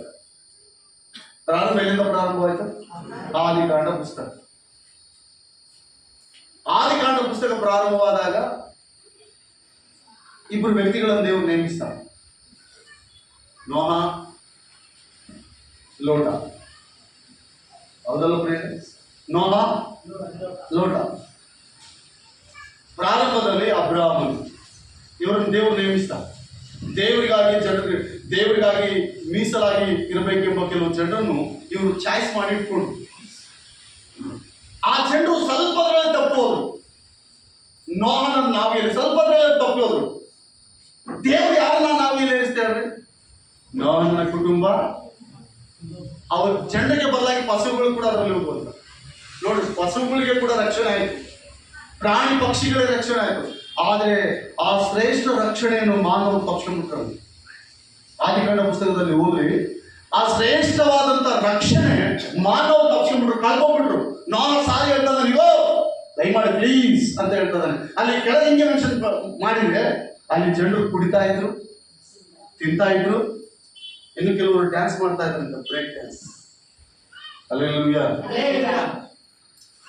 ಏನ್ ಮಾಡ್ತಾ ಇದ್ರು ಅಂತ ಹೇಳಿ? ಇವೆಲ್ಲ ನೀವು ಹಿಡಿಬೋದಾ? ದೇವರ ಮಕ್ಕಳು ಪ್ರಿಯ ಆತ್ಮೀಯರೇ, ನಾನು ನಿಮಗೆ ಸ್ವಲ್ಪ ಗಾಢವಾಗಿ ಹೇಳಿದ್ರು ನಾನು ಹೇಳೋದು ನಿಮಗೆ ಒಳ್ಳೇದು ಅನ್ಸುತ್ತೆ. ಕೊನೆಯ ಕಾಲದಲ್ಲಿ ಮರಿಬೇಡ. ಲಾಸ್ಟ್ ವ್ಯವಹಾರ ನಮ್ದು ಚಾಪೆ ಮುದುರಿಕೊಂಡು ಹೋಗೋ ಕಾಲ ಇದು, ಗೊತ್ತಾ? ಚಾಪೆ ಮುದ್ರಿಕೊಂಡು ಹೋಗೋ ಕಾಲ. ನಮ್ಮ ಸುಬ್ಬಮ್ಮಜ್ಜಿ ಅಂತ ಅಜ್ಜಿ, ಒಬ್ಬ ಅಜ್ಜಿ ಒಂದು ದೂರ ಸಣ್ಣ ಮೀಟಿಂಗ್ ಇಟ್ಕೊಂಡಿದ್ದು ನಮ್ಮ ಸೇವಕ. ಸಣ್ಣ ಮೀಟಿಂಗ್ ಇಟ್ಕೊಂಡು ಆ ಮೀಟಿಂಗಲ್ಲಿ ಪರಲೋಕದ ಬಗ್ಗೆ ಸೇವಕ ಬೋಧಿಸ್ತಾ ಇದ್ರೆ ಈ ಅಜ್ಜಿ ಪಾಪನ ದೊಡ್ಡ ನೀರು ಕೊಟ್ಟು ಊಟ ಕೊಟ್ಟು ಸೇವಕಿಗೆ ಇವತ್ತೆಲ್ಲ ಬೋಧಿಸಂತೇಳಿ ತನ್ನ ಮನೆಗೆ ಚಾಪೆ ಹಾಸಿ ಕುಂತ ಸೇವಕನಿಗೆ ಕಾಲಡಿಗೊಂದು ಚಾಪೆ, ತಲೆಗೊಂದು ಚಾಪೆ. ಆ ಚಾಪೆ ಮೇಲೆ ಎಲ್ಲರೂ ಕುಂತು ವಾಕ್ಯ ಕೇಳ್ತಾನೆ ಇದ್ದಾರೆ. ಪಾಪ ಕೇಳ್ತಾ ಕೇಳ್ತಾ ಕೇಳ್ತಾ ಫಾಸ್ಟ್ ಪರಲೋಕದ ಬಗ್ಗೆ ಟ್ರಾಫಿಕ್ ತೆಗೆದುಕೊಂಡು ಕೂಡ ಒಬ್ಬೊಬ್ರು ಎಸ್ಕೇಪ್. ಈ ಸೇವಕ ಹಿಂಗೆ ಪಲ್ಲ ಪಡ್ತಾನೆ, ಅಜ್ಜಿ ನೀನು ಒಬ್ಬಳೆ ಕುಂತಿದ್ದೀನಿ, ನೀನು ಒಬ್ಬಳೆ ಪರಲೋಕಕ್ಕೆ ಕುಂತಿ ಅಂತ ಅಜ್ಜಿಗೆ ಈ ಸೇವಕ ಹೇಳಿದ್ರೆ ಅಜ್ಜಿ ಹೇಳುತ್ತೆ, ಪರಲೋಕಕ್ಕೆ ಹೋಗಿ ಕುಂತಿಲ್ಲ, ನೀನು ಕಾಲಡಿ ಚಾಪೆ ಅಂತ ಕೊಟ್ಬಿಟ್ಟು ತಗೊಂಡು ಹೋಗ್ತೀನಿ ನಾನು ಅಂತ. ಎದಕ್ಕೆ ಕುಂತಿದ್ದಾಳೆ ಅಮ್ಮ? ಚಾಪೆಗಾಗಿ ಕುಂತಿದ್ದಾಳೆ. ಹಂಗಂತ ಪ್ರಿಯ, ನಾವು ಕೂಡ ಕೆಲವು ಸಂದರ್ಭಗಳಲ್ಲಿ ಒಳ್ಳೆ ಆಶೀರ್ವಾದವನ್ನು ಬಿಟ್ಟು ಕಾಲು ಕೆಳಗಿರುವುದನ್ನು ನಾವು ಆಶಿಸ್ತಾ ಇರ್ತೀವಿ. ಅದು ದೇವರಿಗೆ ಗೊತ್ತು, ಅದನ್ನು ಕೊಡಲ್ಲ ದೇವರು. ದೇವರಿಗೆ ಸಂಬಂಧಪಟ್ಟ ಕೆಲವು ವಿಷಯಗಳು ಬಹಳ ಸೂಟಿಯಾಗಿ ಅವರು ಅಷ್ಟು ವರ್ಷ ಸುವಾರ್ತೆ ಮಾಡಿದ್ದಾರೆ. ನಾವು ಹೇಳ್ತಾ ಇದ್ದೀನಿಗೋ ಎಲ್ಲ ರಕ್ಷಣೆ ಹೊಂದಬೇಕಂತ. ಎಲ್ಲ ಮಾನವರೆಲ್ಲರೂ ಪಾಪವನ್ನು ಬಿಟ್ಟು ದೇವರ ಬಳಿಗೆ ಬರೆಯುತ್ತೆ, ಯಾರು ಬರಲಿಲ್ಲ. ಅವ್ರೇನು ಉಳಿದ್ರ? ಬೈಬಲ್ ಇತಿಹಾಸದಲ್ಲಿ ಉಳಿದಿದ್ದಾರ? ಇಲ್ಲ ಹೋಗಿದ್ದಾರೆ? ಇದಾರೆ ಅವರು? ಯಾರು ಉಳಿದಿಲ್ಲ. ಹಲ್ಲೆಲೂಯಾ. ಈಗ ಪಾತಾಳವು ನರಕವು ಇದೆಯಾ ಇಲ್ವಾ?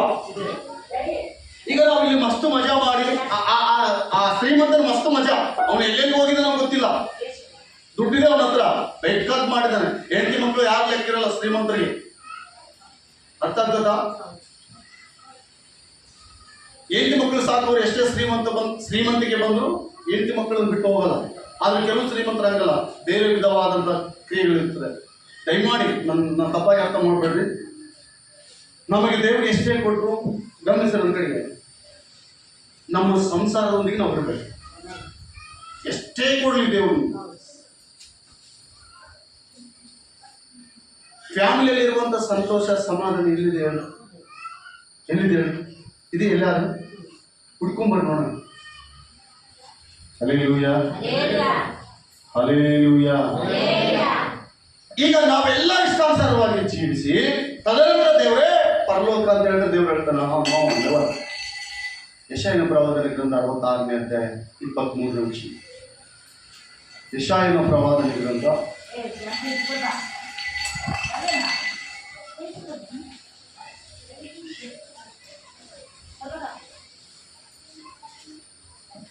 23-24. ನರಕದಲ್ಲಿ ಏನಿದೆ ನೋಡೋಣ.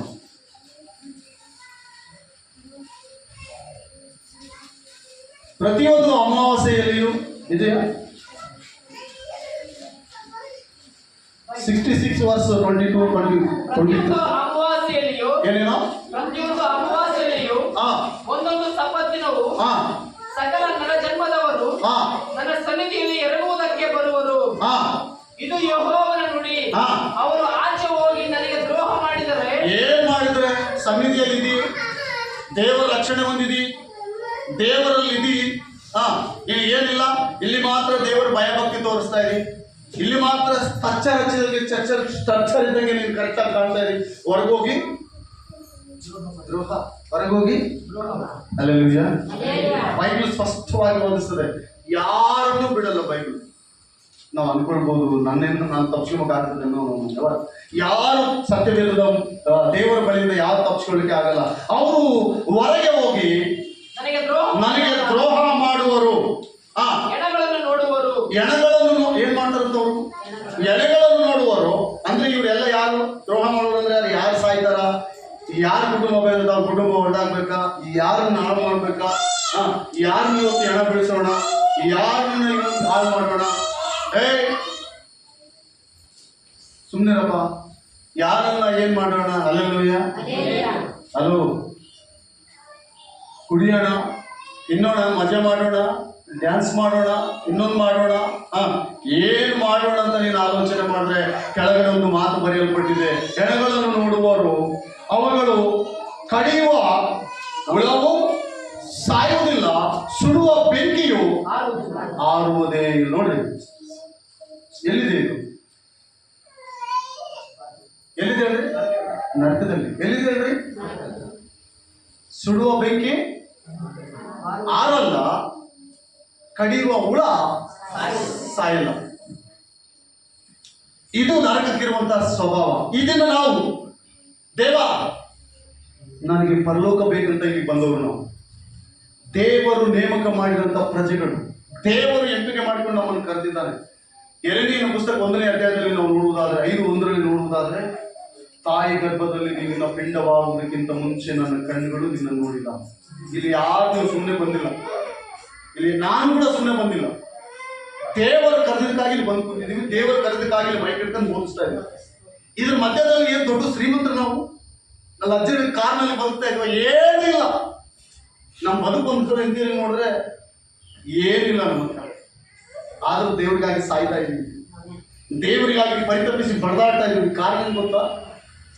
ಲಕ್ಷರಿ ಕಾಲು ತಿರುಗಬೇಕಂತ ಆಸೆ ಇಲ್ಲ. ನರಕ ಇದೆ. ಎಷ್ಟೋ ಒಂದಷ್ಟು ಆತ್ಮಗಳನ್ನು ನರಕದಿಂದ ಬಿಡುಗಡೆ ಮಾಡಬೇಕು. ಪಾಪವಿಲ್ಲದವನು ದೊಡ್ಡ ಅಪರಾಧ. ಎಲ್ಲರಲ್ಲಿ ಪಾಪ ಇದೆ, ಪ್ರತಿಯೊಬ್ಬರು ಪಾಪಿಗಳು. ಆ ಪಾಪದ ಈ ಲೋಕದಲ್ಲಿ ನಾವು ಯಾರನ್ನು ಚಾಯ್ಸ್ ಮಾಡ್ಕೋಬೇಕು? ಅಯ್ಯೋ, ನರಕ ಇದೆ, ನರಕ ಇದೆ. ಇದೆಯಾ? ಎಷ್ಟು ಜನ ನಂಬ್ತಾ ಇದೆ? ನರಕ ಇದೆಯಾ ಇಲ್ವಾ? ಹಲ್ಲೆಲೂಯಾ. ಮತ್ತಾಯಿ ಬರೆದ ಸುವಾರ್ತೆ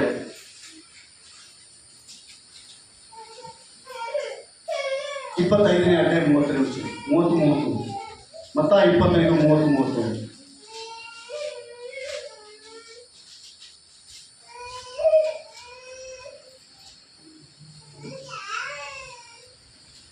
ಮತ್ತು 30ರಿಂದ ಮತ್ತು ಕೆಲಸಕ್ಕೆ ಬಾರದ ಈ ಆಳನ್ನು ಹೊರಗೆ ಕತ್ತಲೆಗೆ ಹಾಕಿ ಬಿಡ್ರಿ. ಎಲ್ಲಿಗೆ ಹಾಕ್ರಿ? ಕತ್ತಲೆ ಅಂದ್ರೆ ಎಲ್ಲಿದೆ ಹೇಳ್ರಿ? ಕತ್ತಲೆ ಎಲ್ಲಿದೆ ಅಂತ? ಈ ಕೆಲಸಕ್ಕೆ ಬರದ ಈ ಆಳನ್ನು ಹೊರಗೆ ಕತ್ತಲೆಗೆ ಹಾಕಿ ಬಿಡ್ರಿ ಎಂದು ಹೇಳಿದನು. ಅಲ್ಲಿ ಗೋಳಾಟವು ಕಟಕಟಿನ ಅಲ್ಲಿ ಕೊಡೆಯೋಣೆಯೂ ಇರುವುದು. ಎಲ್ಲಿ ಏನಿರ್ತದಂತ? ಅಲ್ಲಿ ನರಕದಲ್ಲಿ ಏನಿರ್ತದಂತ? ಬೆಂಕಿಯು ಸುಟ್ಟಂಗೆಲ್ಲ, ನೋಡ್ರಿ, ಹುಳ ಕಡ್ದಂಗೆಲ್ಲ ಭಯಂಕರವಾದ ವೇದನೆಯಲ್ಲಿ ಕಟಕಟ ಅಲ್ಲಿ ಕಡಿತಾ ಇರ್ತಾರಂತೆ. ಕೆಲವರು ನಿದ್ರೆಯಲ್ಲಿ ಅಲ್ಲಿ ಕಡಿತಾ ಇರ್ತಾರೆ. ಕೆಲವರು ನಿದ್ರೆಯಲ್ಲಿ ಅಲ್ಲಿ ಕಡಿತಿರ್ತಾರೆ, ನೋಡಿದಿರ? ಕೆಲವರು ನಿದ್ರೆಯಲ್ಲಿ ಮಾತಾಡ್ತಿರ್ತಾರೆ. ಹಲ್ಲೆಲೂಯಾ. ಏನ್ ಮಾಡ್ತಿರ್ತಾರೆ ಅವರು? ಏನ್ ಮಾಡ್ತಿರ್ತಾರೆ? ನಿದ್ರೆಯಲ್ಲಿ ಮಾತಾಡ್ತಿರ್ತಾರೆ. ಒಂದ್ಸಲ ನಮ್ಮ ಹೆಂಡತಿ ಊರಿಗೆ ಹೋಗಿದ್ವಿ. ಅವ್ರ ಮನೆ ಚಿಕ್ಕದು, ಬೇರೆ ಮನೆ ಸ್ವಲ್ಪ ಆ ಕಡೆ ಮಲಿಕೊಂಡಿದ್ವಿ. ಪಕ್ಕದಲ್ಲಿ ನನಗೆ ಯಜಮಾನ ಮಲಗಿದ್ರು, ನಮ್ಮ ಕಟ್ಟಿಗೆ ಯಜಮಾನ ಮಲಗಿದ್ವಿ. ನನಗೆ ನಿದ್ದೆ ಬಾಯಿಗಳೋದೆಲ್ಲ ನಿದ್ದೆ ಹತ್ತಿತ್ತು. ನಿದ್ದೆ ಹತ್ತಿದ ಕೂಡಲೇ ಆತ ಬಾಬು ಮಲಗಿದ್ದಾನೆ. ನಿದ್ದೆ ಇನ್ನ ಅಂತದೆ ಹೇಳ್ತಾರೆ. ಎದ್ದೆದ್ದು ಬೀಳ್ತಾ ಇದ್ದಾನೆ. ಏನಪ್ಪ ಇಂಥ ಕಟ್ಟಿಗೆ ಇದೆ, ಏನು ಬೇಸರ ಅಂತೇಳಿ ನಾನು ಚಾಪಿ ಮುಗಿಕೊಂಡು ಎಲ್ಲಿ ತಮ್ಮ ಅಂದ. ಕೆಲವರು ಈ ಒಂದು ಅಂದ್ರೆ ಭಯಂಕರವಾದ ಕೋಪ, ನಿಂತ್ಕೊಳ್ಳೋದಿಲ್ಲ ಅಂತ ಹೇಳ್ತಾರೆ ನನಗೆ. ಅಲ್ಲಿ ಗೋಳಾಟವು ಹಲ್ಲು ಕಡಿಯೋಣವು ಇರುವುದು. ಎಲ್ಲಿ? ಹಲ್ಲೆಲೂಯಾ. ಇಲ್ಲಿ ಎಂದೋ ತಿಪ್ಪಲು ಬಿದ್ದು ಆ ಪರಲೋಕ ಸಂಭಾಷಣೆ ಹೋಗಿರ್ತ ನಾವು ಏನ್ ಮಾಡ್ಬೇಕು ಹೇಳ್ರಿ? ಒಬ್ಬ ವಿದ್ಯಾರ್ಥಿ ನೋಡಿದ್ರೆ ಚೆನ್ನಾಗಿ ಓದುವ ವಿದ್ಯಾರ್ಥಿ ಅವನ ಒಂದು ಆಸೆ ಇಲ್ಲ, ಆ ಸ್ತ್ರೀ ಆಸೆ ಏನಿದ್ರು ಗೊತ್ತಾ? ನಾನು ಹೆಂಗಾದ್ರೂ ಕಷ್ಟ ಬಿದ್ದು ಓದಿ ಒಂದು ಜಾಬ್ ಸಂಪಾದನೆ ಮಾಡ್ಕೊಳ್ಬೇಕು. ಒಂದು ಜಾಬ್ ಸಂಪಾದನೆ ಮಾಡ್ಕೊಂಡ್ರೆ ಒಳ್ಳೆ ಮದುವೆ ಆಗುತ್ತೆ. ಒಳ್ಳೆ ಮದುವೆ ಆದ್ರೆ ನಾವು ಸುಖವಾಗಿರ್ಬೋದು. ಸುಖವಾಗಿದ್ರೆ ನಮ್ಗೆ ಯಾವುದೇ ತೊಂದರೆ ಇರಲ್ಲ, ಸಂಪಾದನೆ ಮಾಡ್ಕೊಳ್ಬೋದು. ಆದ್ರೆ ಕೆಲವರು ಮೈಂಡಲ್ಲಿ ಇದಿರಲ್ಲ, ಲೋಕದ ಆಸೆ, ಅವನು ಬಂದ, ಇವನು ಬಂದ, ಈ ಅಮ್ಮ ಬಂದು, ಅಯ್ಯಮ್ಮ ಬಂದು, ಅಲ್ಲಿ ಕರೆದ್ರು, ಇಲ್ಲಿ ಕರೆದ್ರು. ಇದರಲ್ಲಿ ಬಹಳ ಜನ ಮುಳುಗಿದ್ದಾರೆ. ಇದು ಆಕರ್ಷಣೆಯ ಕಾರ್ಯ. ಓಕೆ, ಹೋಗೋದು ತಪ್ಪಲ್ಲ, ಬಟ್ ನಾವು ಯಾವ ಸ್ಥಳದಲ್ಲಿ ಹೋಗ್ತಾ ಇದ್ದೀವಿ ಎಂಬುದಾಗಿ ಬಹಳ ಗಮನಿಸ್ಬೇಕು. ಈ ಕೆಟ್ಟ ಹಾಳನ್ನು ಏನಂತ ಅವ್ನಿಗೆ ಏನಂತ ಹೆಸರು ಕೊಟ್ಟು ಹೆಸರು ಮೆನ್ಷನ್ ಮಾಡಿದ್ದಾರೆ? ಏನಿಲ್ಲ ಪ್ರಸ್ತಾವ. ಯೇಸು ಕ್ರಿಸ್ತನು 3 ಜನ ಕರೆದು ಒಬ್ಬರಿಗೆ 1 ತಲಾಂತು, ಒಬ್ಬರಿಗೆ 3 ತಲಾಂತು, ಒಬ್ಬರಿಗೆ 2 ತಲಾಂತು, ಒಬ್ಬರಿಗೆ 1 ತಲಾಂತು. ಈ ತಲಾಂತು ಹೊಂದಿದ 3 ತಲಾಂತು ಹೊಂದಿದ ವ್ಯಕ್ತಿ 3 ತಲಾಂತು ಸಂಪಾದನೆ ಮಾಡಿದ್ದಾನೆ. 2 ತಲಾಂತು ಹೊಂದಿದ ವ್ಯಕ್ತಿ ಕೂಡ ಹಂಗೆ ಮಾಡಿದ್ದಾನೆ. ಈ 1 ತಲಾಂತು ಹೊಂದಿದ ವ್ಯಕ್ತಿ ತೆಗೆದುಕೊಂಡು ಹೋಗಿ ಮಣ್ಣಲ್ಲಿ ಹುಡುಕಿದ್ದಾನೆ. ಯಾವಾಗ ಗಣಿ ಬಂದು ಲೆಕ್ಕ ಕೇಳ್ತಾನೆ, 3 ಜನನಪ್ಪ ನೀನು ಎಷ್ಟು ಸಂಪಾದನೆ ಮಾಡಿದ್ರೆ? 3 ಹೊಂದಿದವನಪ್ಪ, 3 6 ಇದ್ದವನು ಅಂತ. 2 ಹೊಂದಿದವನು ಹಂಗೆ ಹೇಳ್ತಾನೆ. ಆದರೆ 1 ಹೊಂದಿದವನು ಹೇಳ್ತಾನೆ, ನೀನು ಬಿತ್ತದಿರುವಲ್ಲಿ ತೂರದವನು, ಕೊಯ್ಯದಿರುವಲ್ಲಿ ರಾಶಿ ಮಾಡಿದವನು ಎಂಬುದಾಗಿ ನಾನು ತಿಳಿದು ಭಯಪಟ್ಟು ಅದನ್ನು ಮಣ್ಣಲ್ಲಿ ಮುಚ್ಚಿಟ್ಟಿದ್ದೀನಿ. ಹಾಗೆ ಆ ಸೌಕಾರನ ಹೇಳ್ತಾನ, ಅಲ್ಲಪ್ಪ ನಾನು ಕೊಟ್ಟ ಹಣವನ್ನು ನೀನು ಮಾರ್ಕೆಟ್ನಲ್ಲಿ ಬಡ್ಡಿಗೆ ಹಾಕಿ ಒಂದಕ್ಕೊಂದು ಸಂಪಾದನೆ ಮಾಡಬಹುದಾಗಿತ್ತು. ಒಂದು ವೇಳೆ ಅವರು ನಿನಗೆ ಕೊಟ್ಟಿದ್ದಕ್ಕೆ ಬದಲಾಗಿ ಕೊಡದೆ ಹೋದ್ರೆ ಅದನ್ನು ನಾನು ಉಸಿರು ಮಾಡಿಕೊಳ್ತಾ ಇದ್ದೆ. ನೀನು ದೊಡ್ಡ ತಪ್ಪು ಮಾಡಿದ್ವಿ. ಯಾವಾಗ ಉಳಿದಾಗ ಹೇಳ್ತಾನೆ, ಈ ಮೈಗಳನ್ನಾದ ಕೆಟ್ಟ ಹಾಳು. ಎಂತ ಅಂತ ಮೈಗಳನ್ನ ಕೂಡ ಎಲ್ಲಿ ಸೇರಿಸ್ತದೆ ನಮ್ಮನ್ನ? ಎಲ್ಲಿ ಸೇರಿಸುತ್ತೆ?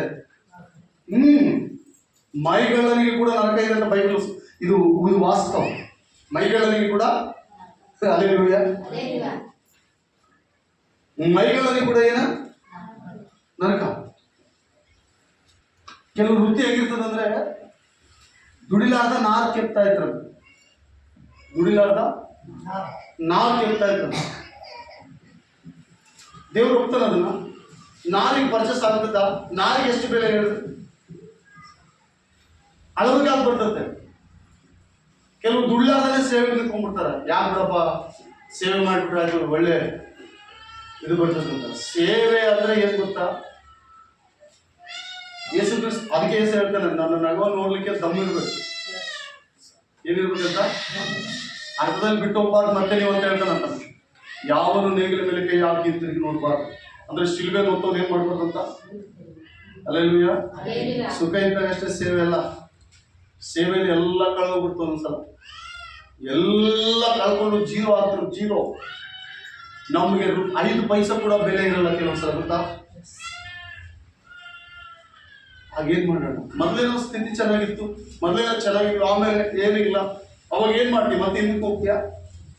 ಅದಕ್ಕೆ ಹೆಸರು ಹೇಳ್ತಾನ, ನೇಗಿಲ ಮೇಲೆ ಕೈ ಹಾಕಿದವನು ಹಿಂತಿರುಗಿ ನೆವರ್. ಸಾಗೋವರೆಗೆ ಇಲ್ಲೇ. ಸೇವೆ ಅಂದ್ರೆ ಅಷ್ಟು ಈಸಿ ಅಲ್ಲ. ಆ 3 ಕೂಡ ಅದೇ ಹೇಳಿದ್ರೆ ಸೇವೆ ಮಾಡಿ ನೀವು ಅಂತ. ಆದ್ರೆ ಇಬ್ಬರು ಚೆನ್ನಾಗಿ ಮಾಡಿದ್ದಾರೆ, ಇವನು ಓಪನ್ ಮಾಡ್ತಾ ಇಲ್ಲ. ಸೇವೆ ಅಂದ್ರೆ ಒಂಥರ ಸಾವು. ಸೇವೆ ಅಂದ್ರೆ ಏನಂದ್ರೆ ಸಾವು. ಎಲ್ಲಿ ಅದೇ ಹೇಳಿಲ್ವಾ? ಸ್ವಾಮಿ, ಇಜಬೇಲ್ ರಾಣಿ ನನ್ನನ್ನು ನಾಳೆ ಸಾಯಿಸ್ಬೇಕಂತ ತೀರ್ಮಾನ ಮಾಡಿದ್ದಾರೆ, ಇವತ್ತೇ ನನ್ನ ಪ್ರಾಣ ತಕ್ಕೊಂಡ್ಬಿಡು. ಯಾರು?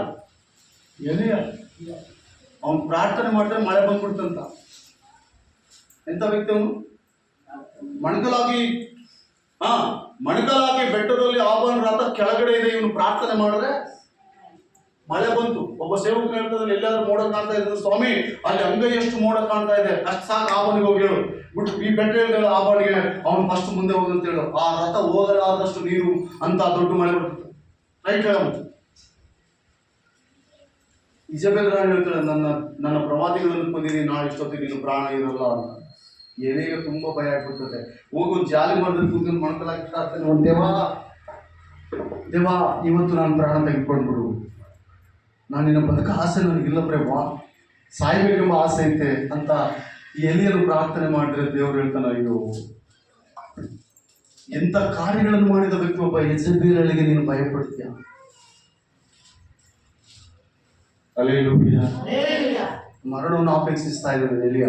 ನಾನು ಮತ್ತೆ ಹೇಳ್ತಾ ಇದ್ದೀನಿ, ಸೇವೆ ಅಂದ್ರೆ ಸಾವು. ಸೇವೆ ಅಂದ್ರೆ ಸಾವಿಗೆ ಸಿದ್ಧವಾಗಿರ್ಬೇಕು. ಸುಮ್ಮನೆ ಅಲ್ಲ. ಯೇಸು ಸ್ವಾಮಿ ಲೋಕ ಕಲ್ಯಾಣಕ್ಕಾಗಿ ತನ್ನ ಪ್ರಾಣವನ್ನು ಅರ್ಪಿಸಿದಂತೆ ತನ್ನ ನೇಗಿಲಿಡಿದ ಪ್ರತಿಯೊಬ್ಬರು ಅದಕ್ಕೆ ಸಿದ್ಧವಾಗಿರ್ಬೇಕು. ಕೊನೆಯವರೆಗೂ. ಹೇಳ್ರಿ, ಎಲ್ಲಿವರೆಗೂ ಹೇಳ್ರಿ? ಆತನ ಮಕ್ಕಳಾದ ನೀವು ಮಳೆ ಬಂತಂತೇಳಿ, ಚಳಿ ಬಂತಂತೇಳಿ ಒಂದು ರಾಜ್ಯ ಸಂಪಾದನೆ ಮಾಡಿಕೊಳ್ಳೋದಕ್ಕಾಗಿ ಇಷ್ಟೆಲ್ಲ ಕಷ್ಟ ಪಡಿತಾ ಇದ್ದೀವಿ ನಾವು. ಅರ್ಥ ಎಷ್ಟು ಜನ ಅರ್ಥ ಆಗ್ತದೆ ಈ ಮಾತು? ಏನು ಸಂಪಾದನೆ ಮಾಡ್ಕೊಳ್ತಾಗಿ? ಹಣ ಅಲ್ಲ, ಮಣಿ. ನೋ ಮಣಿ.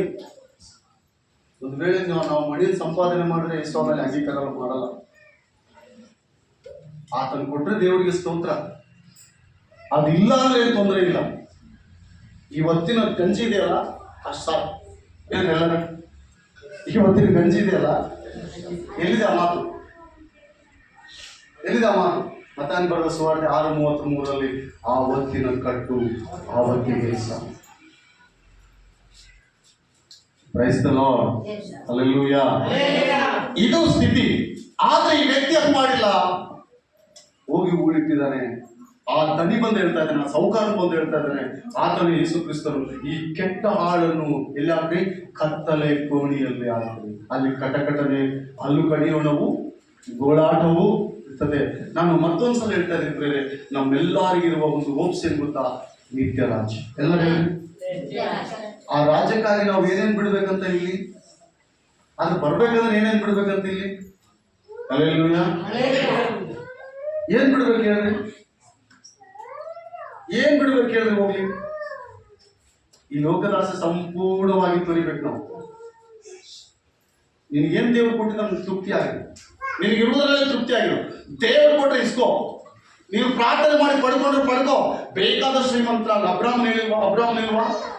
ಅವನ ವಿಷಯದಲ್ಲಿ ನೋಡ್ತಿದ್ರೆ ಬೆಳ್ಳಿ ಬಂಗಾರಗಳು ಬಹಳ ಹೆಚ್ಚಾಗಿದ್ದಾವಂತ. ಅವನು ಅಬ್ರಾಹ್ಮಣ ಎಲ್ಲಿ ಹೆಚ್ಚಾದ್ರೂ ಕೂಡ ಅವನು ಹೆಂಗೆ ಹೆಚ್ಚಾಗಿರೋ ಅವನೊಂದು ಬಲಿಪೀಠಗಳನ್ನು ಕಟ್ಟಿದ್ದಾನೆ. ಅಂದ್ರೆ ದೇವರ ಮಂದಿರಗಳನ್ನು, ಯಜ್ಞವನ್ನು ಸಮರ್ಪಣೆ ಮಾಡೋದಕ್ಕೆ ಮಂದಿರಗಳನ್ನು ನಿರ್ಮಾಣ ಮಾಡಿದ್ದಾನೆ. ಅವನಿಗೆ ಗೊತ್ತು, ನಾನು ಹೋಗ್ತೀನಿ, ನನ್ನಲ್ಲಿರೋ ಸಂಪತ್ತು ಹೋಗ್ತದೆ, ನಾನು ಕಟ್ಟಿರುವ ಯಜ್ಞ ವೇದಿಯು ಮಾತ್ರ ಶಾಶ್ವತವಾಗಿ ಇರ್ತದೆ. ದೇವರಿಗೆ ನಾವೇನ್ ಮಾಡಿ ನೋಡ್ರಿ, ದೇವರಿಗೆ 10 ರೂಪಾಯಿ ಕೊಟ್ಟರು ಅದು ದೇವರ ಲೆಕ್ಕದಲ್ಲಿ ಇರ್ತದೆ. ದೇವರಿಗೆ ನಾವು ಸೇವೆ ಮಾಡ್ತಂದ್ರೆ ಅದು ದೇವರ ಲೆಕ್ಕದಲ್ಲಿ ಇರ್ತದೆ. ನೀವು ದೇವರಲ್ಲಿ ಸುವಾರ್ತೆ ಹೇಳ್ತಾ ಇರೋಬ್ಬ ಒಂದು ಆತ್ಮ ರಕ್ಷಿಸ್ತೀಯ ಅಂತ ಹೇಳಿದ್ರೆ ಅದು ದೇವರ ಲೆಕ್ಕದಲ್ಲಿ ಇರ್ತದೆ. ಈ ಸಭೆಯಲ್ಲಿ ಏನ್ ಮಾಡ್ತಾ ಇದೀವಿ ನಾವು, ಅದೆಲ್ಲ ದೇವರ ಲೆಕ್ಕ. ಯಾವುದು ಮರ್ತೋಗಲ್ಲ ದೇವರು, ಯಾವುದು ಮರ್ತೋಗಲ್ಲ ದೇವರು. ಜ್ಞಾನೋಕ್ತಿ ಪುಸ್ತಕ 14:5 ಜ್ಞಾನೋಕ್ತಿ 16:5. ಹಲ್ಲೆಲೂಯಾ. ಜ್ಞಾನೋಕ್ತಿ 16:5. ಅಹಂಕಾರಿಗಳೆಲ್ಲ ಯೆಹೋವನಿಗೆ ಅಸಹ್ಯ, ಅವರಿಗೆ ದಂಡನೆ ಖಂಡಿತ. ಏನಂತ? 5 ಅಹಂಕಾರಿಗಳಲ್ಲಿ ಯೆಹೋವನಿಗೆ ಅಸಹ್ಯ, ಅವರು ದಂಡನೆಯು ಖಂಡಿತ. ಖಂಡಿತ. ಯಾರು? ದೇವರನ್ನು ಲೆಕ್ಕಿಸದಂತಹ ಜನರು, ದೇವರನ್ನು ಲೆಕ್ಕಿಸದಂತಹ ಜನರು. ಹಲ್ಲೆಲೂಯಾ. ದೇವರ ಲೆಕ್ಕ ಇಲ್ಲಿ ಮಾಡದಂತ ಜನರಿಗೆ ದೇವರು ಲೆಕ್ಕ ಮಾಡಲ್ಲ. ನೀನು ದೇವರ ಲೆಕ್ಕ ಮಾಡಿದ್ರೆ ದೇವರನ್ನು ಲೆಕ್ಕ ಮಾಡಲ್ಲ. ಹಲ್ಲೆಲೂಯಾ. ಹೇಳ್ರಿ, ದೇವರು ನೀನ್ ಲೆಕ್ಕ ಮಾಡಿ, ದೇವರು ನನ್ನ ಪಕ್ಕದಲ್ಲಿ ಇದ್ದಾರೆ. ನೀನು ಕಷ್ಟ ಬಂದಾಗ ಪ್ರಾರ್ಥನೆ ಮಾಡ್ತೀವಿ, ದೇವರೇ ಇಳಿದು ಪಾಪ ಅಂತ. ಆಗ ಇಳಿದು ಬಂದನಂತ ನಂಬಿದ್ಯಾ? ದೇವರು ಸ್ವಸ್ಥ ಮಾಡಿದನಂತ ನಂಬಿದ್ಯಾ? ಸಹಾಯ ಮಾಡಿದನಂತ ನಂಬಿದ್ಯಾ? ಈಗ ಕೆಟ್ಟದ್ದಕ್ಕೆ ಏನಾದ್ರು ಕೂಡ ಹಂಗೆ, ದೇವ ನನ್ನ ಪಕ್ಕದಲ್ಲಿದ್ದೀನಿ, ನಾನು ಮಾತಾಡಬಾರ್ದು, ಹೇಳ್ಬಾರ್ದು, ನೋಡ್ಬಾರ್ದು. ಹಲ್ಲೆಲೂಯಾ. ಹಲ್ಲೆಲೂಯಾ. ಇದೆಲ್ಲ ಬೇಕಲ್ಲ ಪ್ರಿಯ ಆತ್ಮೀಯರೇ. ದೇವರ ಬೈಲಿಗೆ ಹೋದ್ರೆ ಅಹಂಕಾರಿಗಳನ್ನು ದೇವರು ಏನ್ ಮಾಡ್ತಾರಂತ ಹೇಳ್ರಿ? ಅಹಂಕಾರಿಗಳು ಯೆಹೋವನಿಗೆ ಅಸಹ್ಯ, ಅವರಿಗೆ ದಂಡನೆ ಖಂಡಿತ. ಕೃಪಾ ಸತ್ತತೆಗಳಿಂದ ಪಾಪ ನಿವಾರಣೆ, ಯೆಹೋವನ ಭಯಭಕ್ತಿಯಿಂದ ಹಾನಿ ನಿವಾರಣೆ. ಯೆಹೋವನಲ್ಲಿ ಭಯಭಕ್ತಿ ಇದ್ರೆ ಬರುವ ಹಾನಿಯನ್ನು ದೇವರು ಏನ್ ಮಾಡ್ತಾನಂತ? ತಪ್ಪಿಸ್ತಾನಂತ. ಹಾನಿಯನ್ನು ತಪ್ಪಿಸಿ ಎಲ್ಲಿ ಕರ್ಕೊಂಡು ಹೋಗ್ತಾನ? ಎಲ್ಲರೂ ಹೇಳಿ ನರಕ ಇದೆ ಅಂತ ಎಲ್ಲರೂ ನೀವು ಒಪ್ಕೊಳ್ತಾರಂತ ನಾನು ನಂಬ್ತಾ ಇದ್ದೀನಿ. ಎಷ್ಟು ಜನಕ್ಕೆ ಇವಾಗ ಅರ್ಥ ಆಗಿದೆ? ಅರ್ಥ ಆದವ್ರೆಲ್ಲ ಕೈ ಎತ್ತಿ. ನೀವು ಕೈ ಎತ್ತಿದ್ರೆ ನನಗೆ ಗೊತ್ತು, ನರಕ ನಿಮಗೆ ಕೂಡ ತಿಳಿದಿದೆ ಅಂತ. ನಮ್ಗೆ ಹೇಳ್ರಿ, ಈಗ ನರಕ ಇದೆಯಾ ಇಲ್ವಾ? ಹಲ್ಲೆಲೂಯಾ. ಓಕೆ, ಮತ್ತೆ ಬರೆದ ಸುವಾರ್ತೆ ಮತ್ತೆ ಬರೆದ ಸುವಾರ್ತೆ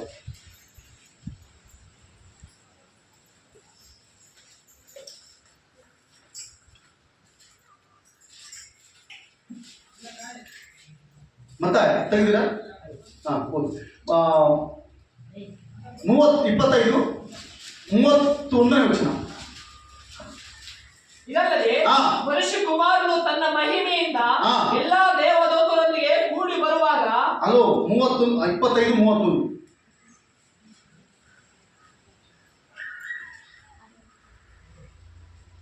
ಮತ್ತಾಯ 25:31.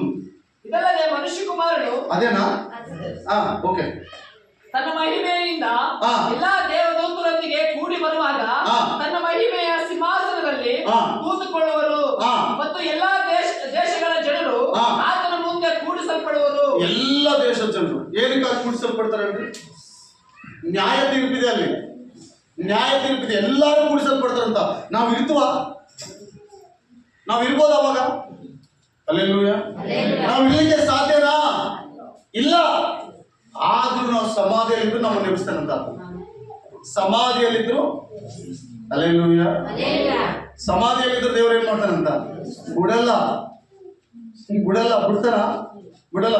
ಪ್ರತಿಯೊಬ್ಬರಿಗೆ ತೀರ್ಪಾಗಬೇಕು. ಈ ಭೂಮಿಯ ಮೇಲೆ ಬಂದು ಈ ಭೂಮಿಯ ಮೇಲೆ ಜಿಟ್ಟ ಪ್ರತಿ ಮಾನವ ಪ್ರಾಣಿಗೆ ದೇವರ ತೀರ್ಪಿದೆ. ಪ್ರಸಂಗ ಹೇಳ್ತಾ ಇದ್ದಾನೆ, ಈಗ ಭೂಮಿಯ ಮೇಲೆ ಹುಟ್ಟಿದ ಪ್ರತಿ ಪ್ರಾಣಿಗೆ ದೇವರ ಮುಂದೆ ನ್ಯಾಯ ತೀರ್ಪಿದೆ. ಹುಟ್ಟಿದವನಿಗಿದೆ, ಹುಟ್ಟಲಾರದವನಿಗಿದೆ, ಬೆಳೆಸಿದವನಿಗಿದೆ, ಬೆಳಿಲಾರದವನಿಗೆ ಕೂಡ ಎಲ್ಲರಿಗೂ ನ್ಯಾಯ ತೀರ್ಪಿದೆ. ಪ್ರಿಯ ಆತ್ಮೀಯ ಸಹೋದರ, ಆತ ಹೇಳ್ತಾ ಇದ್ದಾನೆ ಮನುಷ್ಯ ಕುಮಾರನು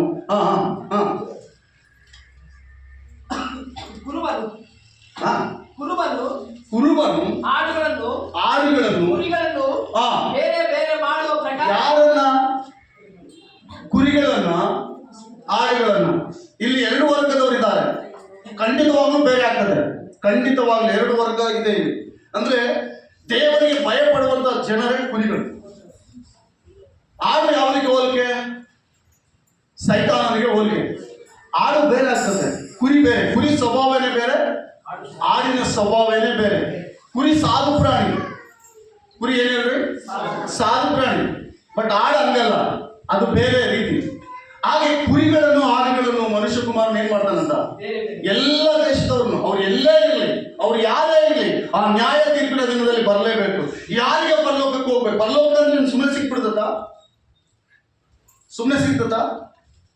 ಇವೆಲ್ಲ ಇದನ್ನ ಸಂಪಾದನೆ ಮಾಡ್ಕೊಳ್ಬೇಕು. ಪರಲೋಕಕ್ಕೆ ಹೋಗ್ಬೇಕಾದ್ರೆ ಏನ್ ಮಾಡ್ಕೊಳ್ಬೇಕು? ಇವತ್ತಿಲಿದ್ರೆ ಪ್ರಾರಂಭ ಮಾಡೋದು. ದೇವ, ನಿನ್ ರಾಜ್ಯ ನನಗೆ ಬೇಕು, ನಾನು ಪರಲೋಕಕ್ಕೆ ಹೋಗ್ಬೇಕು ಪ್ರಭಾ, ನಿತ್ಯ ರಾಜ್ಯಕ್ಕೆ ಸೇರ್ಬೇಕು, ನಿತ್ಯ ಜೀವಕ್ಕೆ ಸೇರ್ಬೇಕು.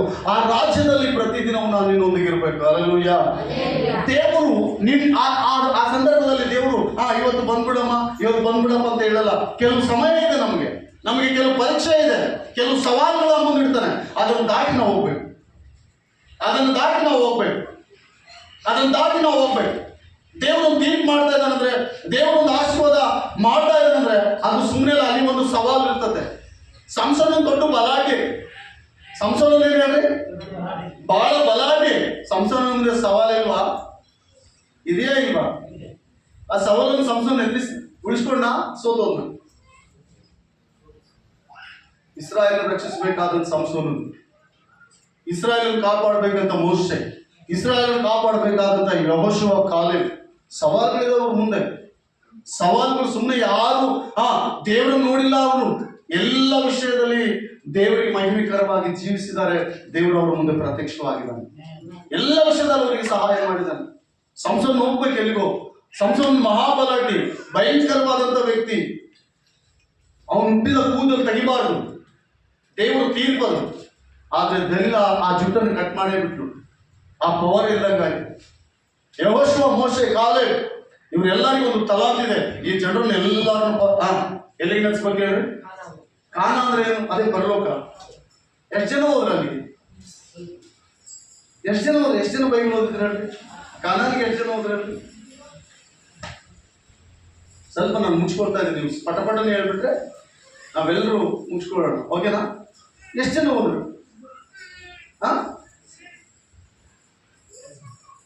ಎಷ್ಟು ಜನ ಹೋದ್ರು? ಇದ್ದಿದ್ದೆಷ್ಟು ಜನ? ಇದ್ದಿದ್ದೆಷ್ಟು ಜನ? 6 ಲಕ್ಷ ಜನ.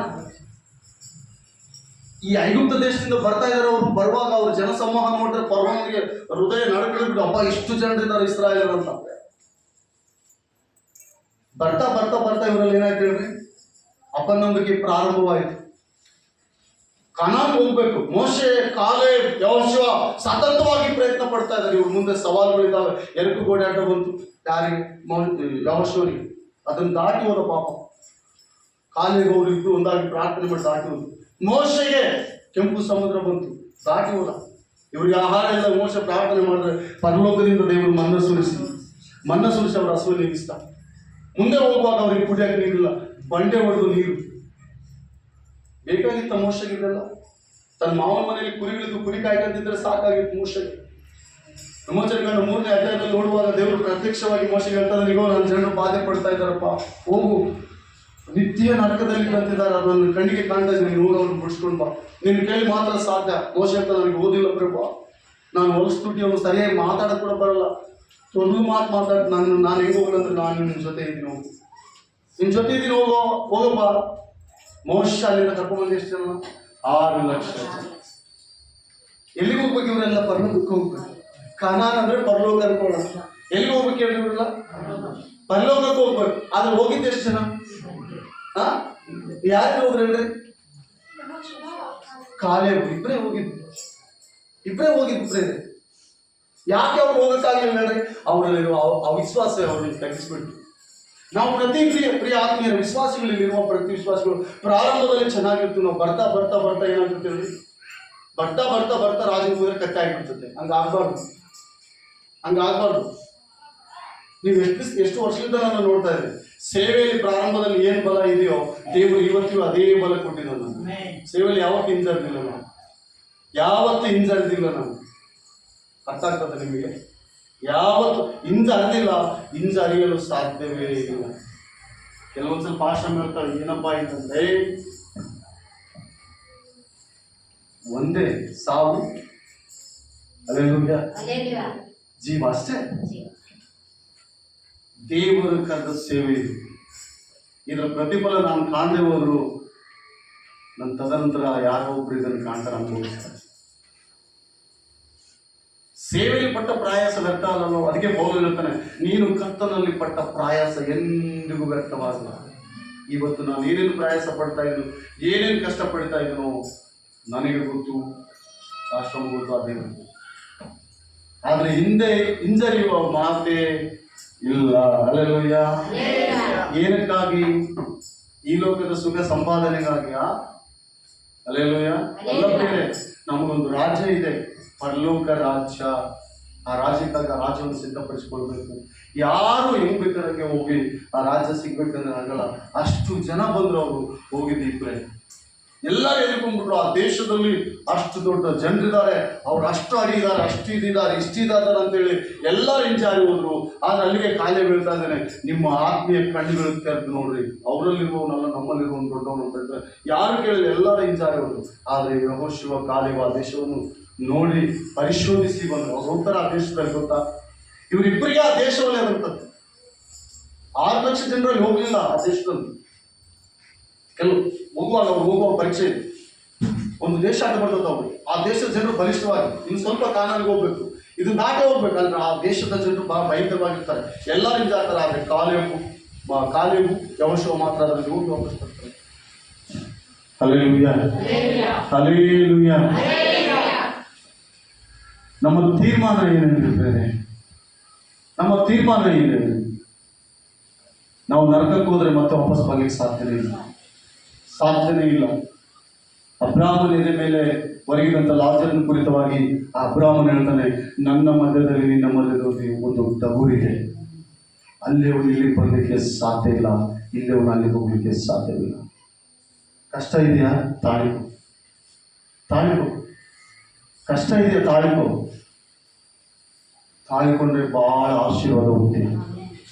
ಕಷ್ಟದಲ್ಲಿ ಕಷ್ಟ ಇದೆ ಅಂತ ದೇವ್ರನ್ನ ಬಿಡ್ಬೇಡ, ರೋಗ ಇದೆ ಅಂತ ದೇವ್ರ ಮೇಲೆ ಗುಂಡ್ಬಿಡ್ಬೇಡ. ನನ್ನ ಬದುಕೇನಪ್ಪ ಅಂತೇಳಿ ದೇವ್ರು ಯಾವತ್ತೂ ಆ ಪ್ರಶ್ನೆ ಮಾಡಬೇಡ. ಪ್ರಶ್ನೆ ಮಾಡಿದ್ರೆ ನೀನು ರಿವರ್ಸ್ ಅಷ್ಟೇ. ಇದುವರೆಗೂ ನಾನು ಪ್ರಶ್ನೆ ಮಾಡಲ್ಲ, ಪ್ರಭು ಏನಪ್ಪ ಶೋಧನೆ ಮೇಲೆ ಶೋಧನೆ ಬಂದು ನಾನು ಪ್ರಶ್ನೆ ಮಾಡೋದು ಕೂಡ ಇಲ್ಲ. ದೇವರಿಗೆ ಗೊತ್ತು ನಮ್ಮೆಲ್ಲ ಪರಿಸ್ಥಿತಿ. ಒಂದು ಕಲ್ಲಂತಂದು ಒಬ್ಬ ಶಿಲ್ಪಿ ಕಡಿಯುವಾಗ ಆ ಕಲ್ಲಿಗೆ ನೋವಾಗ್ತದೆ, ಅದೆಲ್ಲ ಚಕ್ರ ಎಗರು ಹೋಗ್ತದೆ. ಕಾರಣ ಏನು ಗೊತ್ತಾ? ಅದೊಂದು ಮೂರ್ತಿ ಆದವರೆಗೆ ಅವನು ಅದನ್ನು ಹೊಡಿತಾನೆ. ಮೂರ್ತಿ ಆದಮೇಲೆ ಅದಕ್ಕೆ ಕೀರ್ತಿ ಆಟೋಮೆಟಿಕ್ ಆಗಿ ತಾನಾಗಿ ಬರ್ತದೆ. ಕಷ್ಟ ಇದೆ ಅಂತ ಕೆಲವು ವಿಶ್ವಾಸಿಗಳು ಬೇರೆ ಬೇರೆ ದಾರಿಗಳು, ಬೇರೆ ಬೇರೆ ವಿಧದಲ್ಲಿ ಜನರು ಹೆಂಗೆ ಹೇಳ್ತಾರಂಗೆ, ಅನ್ಯರು ಹೆಂಗೆ ಹೇಳ್ತಾರಂಗೆ, ಇವ್ರು ಹೇಳಿದ್ರೆ ಅವ್ರು ಹೇಳಿದ್ರೆ ಇವ್ರಿಗೆ ನೋ, ಆ ಬೇರೆ ಇಲ್ಲ. ನೀನು ಅವರನ್ನು ಈ ಮಾರ್ಗಕ್ಕೆ ತರಬೇಕು. ಅದಕ್ಕೆ ದೇವರು ನಿನ್ನನ್ನು ಕರೆದಿದ್ದು. ನೀನು ಸೋತು ಹೋಗೋದಕ್ಕೆಲ್ಲ ದೇವರು ನಿನ್ನನ್ನು ಕರೆದಿದ್ದು. ದೇವರ ವಾಕ್ಯ ಯೆಶಾಯನ ಪ್ರವಾದನೆ ಗ್ರಂಥದಲ್ಲಿ ಹೇಳ್ತದೆ, ಇಗೋ ನಾನು ಸೋತವನಿಗೆ ತ್ರಾಣವನ್ನು ಕೊಡುವ ದೇವರು ಎಂಬುದಾಗಿ, ಬಲಹೀನನಿಗೆ ಬಹುಬಲವನ್ನು ಕೊಡುವ ದೇವರು ಎಂಬುದಾಗಿ. ಎಲ್ಲಿದೆ ನಿನ್ನಲ್ಲಿ ಆ ವಾಕ್ಯ ಇದೆಯಾ? ಏನ್ ಮಾಡ್ತಾ ಇದ್ದೀವಿ? ಯಾವಾಗಲೂ ಕೆಲಸ ಮಾಡಿದ್ರೆ ಸರಿನಾ? ಯಾವಾಗಲೂ ಕೆಲಸ ಅನ್ಕೊಂಡು ಸರಿನಾ? ಬೈಬಲ್ ಓದೋದು ಬೇಡವೋ? ದೇವರು ಸುವಾರ್ತೆಗೆ ಸಮಯ ಕೊಡಲ್ವಾ? ನಶಿಸೋಗೋರಿಗೆ ನೀನೇನು ಸಮಯ ಕೊಡಲ್ವಾ? ನಿನ್ನ ದುಡ್ಡು, ನಿನ್ನ ಹಣ, ನಿನ್ನ ದುಡಿಮೆ, ನಿನ್ನ ಹೆಂಡತಿ ಮಕ್ಕಳು ಅಷ್ಟೇ ಸಾಕ? ಪ್ಲೀಸ್, ನಿನ್ನ ಮಕ್ಕಳು ಮೊಮ್ಮಕ್ಕಳು ಅಷ್ಟೇ ಸಾಕ? ನೀನು ಹೋಗುವ ಸ್ಥಳಕ್ಕೆ ಇನ್ನು ಯಾರು ಬೇಡವಾ? ಅನೇಕರು ನರಕದ ತುದಿಯಲ್ಲಿದ್ದಾರೆ. ಅವರು ಒಂದು ವೇಳೆ ಇವತ್ತು ಮುಚ್ಚೋರಾಗಿತ್ತು. ಮೊನ್ನೆ ಯಾವ ದೇಶದಲ್ಲಿದೆ ಭೂಕಂಪ ಆಯಿತು, ಎಷ್ಟೋ ಜನರು ದೊಡ್ಡ ದೊಡ್ಡ ಬಿಲ್ಡಿಂಗ್ ಬಿದ್ದೋದು. ಈಗ ನಿನ್ನೆ ಮೊನ್ನೆ ಮತ್ತೆ ಪ್ರಾರಂಭವಾಗಿಂದ ಯುದ್ಧ. ಬಡ್ಕೊಂಡು ಸಾಯ್ತಾ ಇದ್ದಾರೆ ಜನರು. ನಮ್ದು ನಾವೇನ್ ಮಾಡ್ತಾ ಇದೀವಿ ಪ್ರೇರೆ? ನಮ್ಮ ಗುರಿ ಏನು? ದೇವರು ನಮ್ಮನ್ನು ಕರೆದಿದ್ದಾನೆ. ಏನು ಗೊತ್ತಿಲ್ಲ, ದೇವ್ರ ಬಗ್ಗೆ ನಮಗೆ ಗೊತ್ತಿಲ್ಲ, ಯೇಸು ಯಾರಂತ ಗೊತ್ತಿಲ್ಲ, ರಕ್ಷಕ ಯಾರಂತ ಗೊತ್ತಿಲ್ಲ, ಆದರೆ ನಮ್ಮನ್ನು ರಕ್ಷಿಸಿದ್ದಾನೆ. ನಾವೆಂದು ನನಗೆ ಯೇಸು ಬೇಕಂತ ಎಂದು ನಾನು ಹೋಗಿಲ್ಲ. ಯೇಸು ಅದೇ ಹೇಳ್ತಾರೆ, ನೀವು ನನ್ನನ್ನು ಹುಡುಕಿ ಬರಲಿಲ್ಲ, ನಾನೇ ನಿಮ್ಮನ್ನು ಹುಡುಕಿ ಬಂದೆ. ನಾವೆಂದೂ ಹೋಗಿಲ್ಲ ಯೇಸು ಬೇಕು ನನ್ನ ಪಾಪಿ ಅಂತ ನಾವು ಎಂದೂ ಒಪ್ಕೊಂಡಿಲ್ಲ. ಯೇಸು ಬಂದ್ಮೇಲೆ ನಮ್ಮಲ್ಲಿ ಬಂದ್ಮೇಲೆ ಗೊತ್ತಾಯ್ತು ನಾವು ಎಷ್ಟು ದೊಡ್ಡ ಪಾಪಿಗಳು ಅಂತ.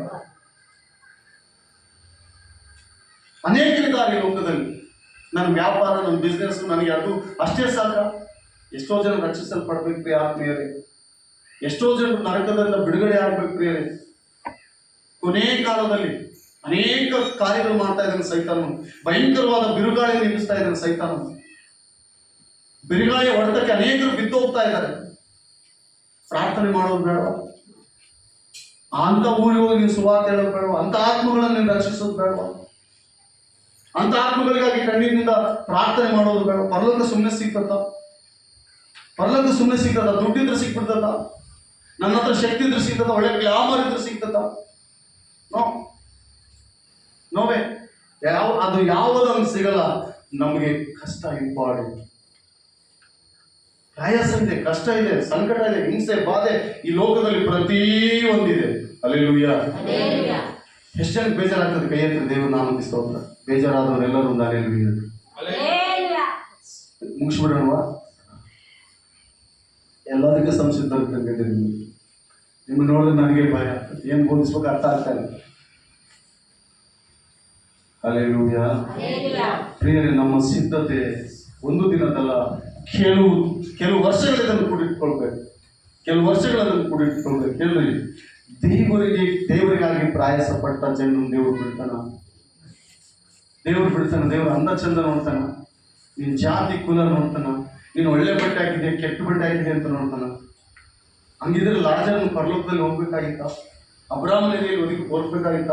ಮೈತುಂಬ ಹುಣ್ಣು, ಮೈತುಂಬ ಕುರುಬುಗಳೇ, ಮೈತುಂಬ ಕೀವು ರಕ್ತ. ವಾಕ್ಯ ಬರೆಯಲ್ಪಟ್ಟಿದೆ, ಅವನು ಕೀವು ನಾಯಿ ಕೂಡ ನಾಗ್ತಿತ್ತಂತ ಪ್ರತಿದಿನ. ಅಂತಹ ಸ್ಥಿತಿಯಲ್ಲಿ ಬದುಕಿದಂತ ವ್ಯಕ್ತಿಗೆ ದೇವರು ಪರಲೋಕ ಕೊಟ್ಟಿದ್ದಂತ. ಯಾರ್ದು ಪರಲೋಕ ಅಂತ ಹೇಳಿದ್ರೆ ಬೈಬಲ್ ಹೇಳ್ತದೆ, ದೀನ ದರಿದ್ರದ್ರೆ ಪರಲೋಕ ರಾಜ್ಯ. ಕಷ್ಟ ಎಲ್ಲಾಗಿದೆ ಇಲ್ಲಿರುವ ಪ್ರತಿಯೊಬ್ಬರಿಗೆ. ಆ ಕಷ್ಟ ಶಾಶ್ವತ ಅಲ್ಲ. ಆ ಕಷ್ಟದಲ್ಲಿ ದೇವರ ರಾಜ್ಯ ಇದೆ. ಆ ಕಷ್ಟದಿಂದ ತಪ್ಪಿಸಲಿಕ್ಕೆ ಸರ್ವಶಕ್ತನಿದ್ದಾನೆ. ದೇವರು ಸಹಾಯ ಮಾಡಲಿಕ್ಕೆ ಶಕ್ತನು. ಅಲ್ಲೆಲೂಯಾ. ಎಷ್ಟು ಜನ ಸಂತೋಷವಾಗಿದೆ? ಎಷ್ಟು ಜನಕ್ಕೆ ಈ ವಾಕ್ಯ ಅರ್ಥ ಆಗಿದೆ? ವಾಕ್ಯಕ್ಕಾಗಿ ಪ್ರಾರ್ಥನೆ ಮಾಡಿ ನಮ್ಮನ್ನು ನಾವು ಸಿದ್ಧಪಡಿಸಿಕೊಳ್ಳೋಣ. ದೇವ, ಹೌದಪ್ಪ, ನಾನು ಕೂಡ ಪರಲೋಕ ರಾಜ್ಯಕ್ಕೆ ಅಯೋಗ್ಯನ ನಾನು ಸಿದ್ಧಪಡಿಸು. ಇದು ಒಂದು ದಿನಕ್ಕೆ ಸಿಗದಲ್ಲ ದೇವ. ಆ ರಾಜ್ಯದಲ್ಲಿ ನಾನು, ಇತರರು, ನನ್ನ ಕುಟುಂಬ ಹೋಗ್ಬೇಕಾ? ಆ ಶ್ರೀಮಂತನ ಐಶ್ವರ್ಯವಂತರು ಹೇಳ್ತಾರೆ, ಈಗೋ ನನಗೆ 5 ಜನರ ಅಣ್ಣ ತಮ್ಮಂದಿರಿದ್ದಾರೆ, ಲಾಜರನ್ನು ಕಳಿಸೋಕೆ ಸುವಾರ್ತೆ ಹೇಳಂತ. ಆದ್ರೆ ದೇವರನ್ನು ಹೋಗ್ತಾ ಇಲ್ಲ, ನಿರಾಕರಿಸ್ತಾ ಇದ್ದಾನೆ. ಅಲ್ಲಿ ಮೋಶೆ ಗ್ರಂಥ ಇದೆ, ಅದು ಪ್ರವಾದಿಗಳ ಗ್ರಂಥ, ಪ್ರವಾದಿಗಳಲ್ಲಿದ್ದಾರೆ. ನೀನೇನು ಹೋಗೋದು ಬೇಕಾಗಿಲ್ಲ. ಕಣ್ಗಳನ್ನು ಮುಚ್ಚಿ ನಾವು ಪ್ರಾರ್ಥನೆ ಮಾಡೋದು. ಸರ್ವಶಕ್ತನ ಸನ್ನಿಧಿಯಲ್ಲಿ ಪರಿಶುದ್ಧನು, ಮಹೋನ್ನತನು, ಸರ್ವಶಕ್ತನಾದ ದೇವರೇ, ಈ ದಿನ ನಮ್ಮೊಂದಿಗೆ ಮಾತನಾಡಲಿಕ್ಕೆ ಆಗಿಸ್ತೋತ್ರಪ್ಪ. ಅಯ್ಯ ದೇವರೇ, ನಿತ್ಯ ರಾಜ್ಯಕ್ಕೆ ಹೋಗ್ಬೇಕು, ನಿತ್ಯ ರಾಜ್ಯ ನಾವು ಪಡೆದುಕೊಳ್ಬೇಕು. ಅಯ್ಯ, ಇದು ನಮ್ಮೊಂದಿಗೆ ಮಾತನಾಡಿ. ನಿತ್ಯ ನರಕ ಇದೆ, ಆ ನರಕದಿಂದ ನಾನಲ್ಲದೆ ನನ್ನ ಕುಟುಂಬ, ನನ್ನ ಜನರು. ಒಬ್ಬ ಶ್ರೀಮಂತನಿಗೆ ನರಕದಲ್ಲಿಯೇ ಅವನಿಗೆ ಗೊತ್ತಾಯ್ತು ನರಕ ಇದೆ, ನನ್ನ ಅಣ್ಣ ತಮ್ಮದಲ್ಲಿ ಬರಬಾರದು ಎಂಬುದಾಗಿ. ಈ ದಿನ ನೀನು ನಾನು ಪ್ರಾರ್ಥನೆ ಮಾಡೋಣ. ನಮ್ಮ ಕುಟುಂಬದಲ್ಲಿ ಎಷ್ಟು ಜನರಿದ್ದಾರೆ, ಅವ್ರು ಯಾರು ನರಕಕ್ಕೆ ಹೋಗಬಾರ್ದು. ನಾನು ಪರಲೋಕದ ಕಡೆಗೆ ಬಂದಿದ್ದೀನಿ, ನಾವೆಲ್ಲ ರಕ್ಷಕರ ಕಡೆಗೆ ಬಂದಿದ್ದೀವಿ. ನಮಗೆ ರಕ್ಷಕರು ಯಾರೆಂಬುದಾಗಿ ತಿಳಿತು. ಆದರೆ ಇನ್ನು ಉಳಿದವರಿಗೆ, ನಮ್ಮ ಕುಟುಂಬದಲ್ಲಿರುವ ಯಾರಿಗೂ ಇದು ಗೊತ್ತಿಲ್ಲ. ನೀನು ಹೇಳಲ್ವಾ, ಪರಲೋಕಕ್ಕೆ ಹೋಗಿ ಪ್ರಭು, ನನ್ನ ಅಣ್ಣ ತಮ್ಮಂದ್ರು ಪರಲೋಕಕ್ಕೆ ಬರಲಂದ್ರೆ ಬರಲಿಕ್ಕೆ ಸಾಧ್ಯನಾ? ನನ್ನ ಮಕ್ಕಳು ಪರಲೋಕಕ್ಕೆ ಬರಲಂದ್ರೆ ಬರಲಿಕ್ಕೆ ಸಾಧ್ಯನಾ? ನನ್ನ ಕುಟುಂಬ ಸದಸ್ಯರು ಪರಲೋಕಕ್ಕೆ ಬರಲಂದ್ರೆ ಸಾಧ್ಯನಾ? ಅಲ್ಲಿ ಏನು ನಡೆಯಲ್ಲ. ಇಲ್ಲೇ ನಾವು ಪ್ರಯಾಸ ಪಡ್ಬೇಕು. ಒಂದು ಆತ್ಮಕ್ಕಾಗಿ, ಒಂದು ಜನಾಂಗಕ್ಕಾಗಿ, ಒಂದು ಜನಾಂಗಗಳಿಗಾಗಿ ನಾವು ಎಷ್ಟೋ ಜನ, ನಮ್ಮ ಕೈಲಾದಷ್ಟು ಜನರನ್ನು ರಕ್ಷಿಸಬೇಕು. ಆ ಶ್ರೀಮಂತನ ನರಕದ ಯಾತನೆಯಲ್ಲಿ ಹೇಳ್ತಾ ಇದ್ದನಿಗೋ, ನನಗೆ 5 ಜನರ ಅಣ್ಣ ತಮ್ಮಂದಿರಿದ್ದಾರೆ, ಆ ಲಾಜರನನ್ನು ಕಳಿಸು ಎಂಬುದಾಗಿ. ಅಬ್ರಾಹ್ಮಣ ಹೇಳ್ತಾ ಇದ್ದ ಆಗಲ್ಲ ಎಂಬುದಾಗಿ. ಹೌದಪ್ಪ, ನಾವು ವಿವೇಕಿಗಳಾಗಿರ್ಲಿಕ್ಕೆ ಸಹಾಯ ಮಾಡು, ಜ್ಞಾನವಂತರಾಗಿರ್ಲಿಕ್ಕೆ ಸಹಾಯ ಮಾಡು. ಜ್ಞಾನೋಕ್ತಿಗಳಲ್ಲಿ ಹೀಗೆ ದೇವ 7:27 ಅವಳ ಮಾರ್ಗವು ಪಾತಾಳವೇ ಎಂಬುದಾಗಿ ಹೇಳ್ತಾ ಇದ್ದೇನೆ. ದೇವ ದಯಮಾಡಿ ನಾವಿಲ್ಲಿ ನೀವು ನಮ್ಮನ್ನು ಸಹಾಯ ಮಾಡು. ಈ ಮಾತುಗಳು ನಮಗೆ ಸ್ವಾಮಿ ಬಹಳ ಅಗೂರವಾಗಿ ಕಾಣಬಹುದು, ಆದರೆ ಈ ಮಾತುಗಳು ಬೆಲೆಯುಳ್ಳ ಮಾತುಗಳಯ್ಯ. ಈ ಮಾತು ಮುತ್ತು ರತ್ನಕ್ಕಿಂತಲೂ ಶ್ರೇಷ್ಠವಾದ ನಿನ್ನ ವಾಕ್ಯಗಳು ಸ್ವಾಮಿ. ನಿನ್ನ ವಾಕ್ಯವನ್ನು ಹಿಡಿದು ಜೀವಿಸಲಿಕ್ಕೆ ನನಗೆ ಸಹಾಯ ಮಾಡು. ಆ ನಿತ್ಯ ನರಕದಿಂದ ಅನೇಕರನ್ನು ಬಿಡಿಸುವುದಕ್ಕೆ ಸಹಾಯ ಮಾಡು. ನಾನೇನೋ ಪರಲೋಕದ ಕಡೆಗೆ ಬಂದಿದ್ದೀನಿ, ನಾನೇನೋ ಜೀವ ಸ್ವರೂಪದ ಕಡೆಗೆ ಬಂದಿದ್ದೀನಿ, ನಾನು ನಿತ್ಯ ರಾಜ್ಯದ ಕಡೆಗೆ ಬಂದಿದ್ದೀನಿ. ಅನೇಕರು ನನ್ನಿಂದ ಪ್ರಭು, ಅವರಿಗೆ ಪರಲೋಕ ಗೊತ್ತಿಲ್ಲ, ನರಕ ಕೂಡ ಅಂತ ಗೊತ್ತಿಲ್ಲ. ದೇವರೇ, ಎಡಬಲ ತಿಳಿಯದ ಜನರು ಪ್ರಭು ಕನಿಕರಿಸು, ಕಾಪಾಡಿ. ಈ ದಿನ ಇಲ್ಲಿಂದ ಹೋದ ಸಭೆಯಲ್ಲಿಂದ ಹೋದ ಆತ್ಮಗಳು ಅನೇಕರಿಗೆ ಸುವಾರ್ತಿಕರಾಗಿ ಅನೇಕರನ್ನು ರಕ್ಷಿಸಲಿಕ್ಕೆ ಸಹಾಯ ಮಾಡಿ. ಇಲ್ಲಿ ಬಂದು ಕೂತು ಇಲ್ಲಿವರೆಗೂ ಆಸಕ್ತಿಯಿಂದ ನಿಮ್ಮ ದೈವ ವಾಕ್ಯವನ್ನು ಕೇಳಿದಂತ ಪ್ರತಿಯೊಂದು ಕುಟುಂಬಗಳನ್ನು ಏರಳವಾಗಿ ಆಶೀರ್ವಾದ ಮಾಡು. ನಾವೆಲ್ಲರೂ ಪರಲೋಕಕ್ಕೆ ಹೋಗ್ಬೇಕು ಸ್ವಾಮಿ, ಸಹಾಯ ಮಾಡು. ನಿತ್ಯ ರಾಜ್ಯಕ್ಕೆ ಹೋಗ್ಲಿಕ್ಕೆ ಸಹಾಯ ಮಾಡು, ಆಶೀರ್ವಾದ ಮಾಡು.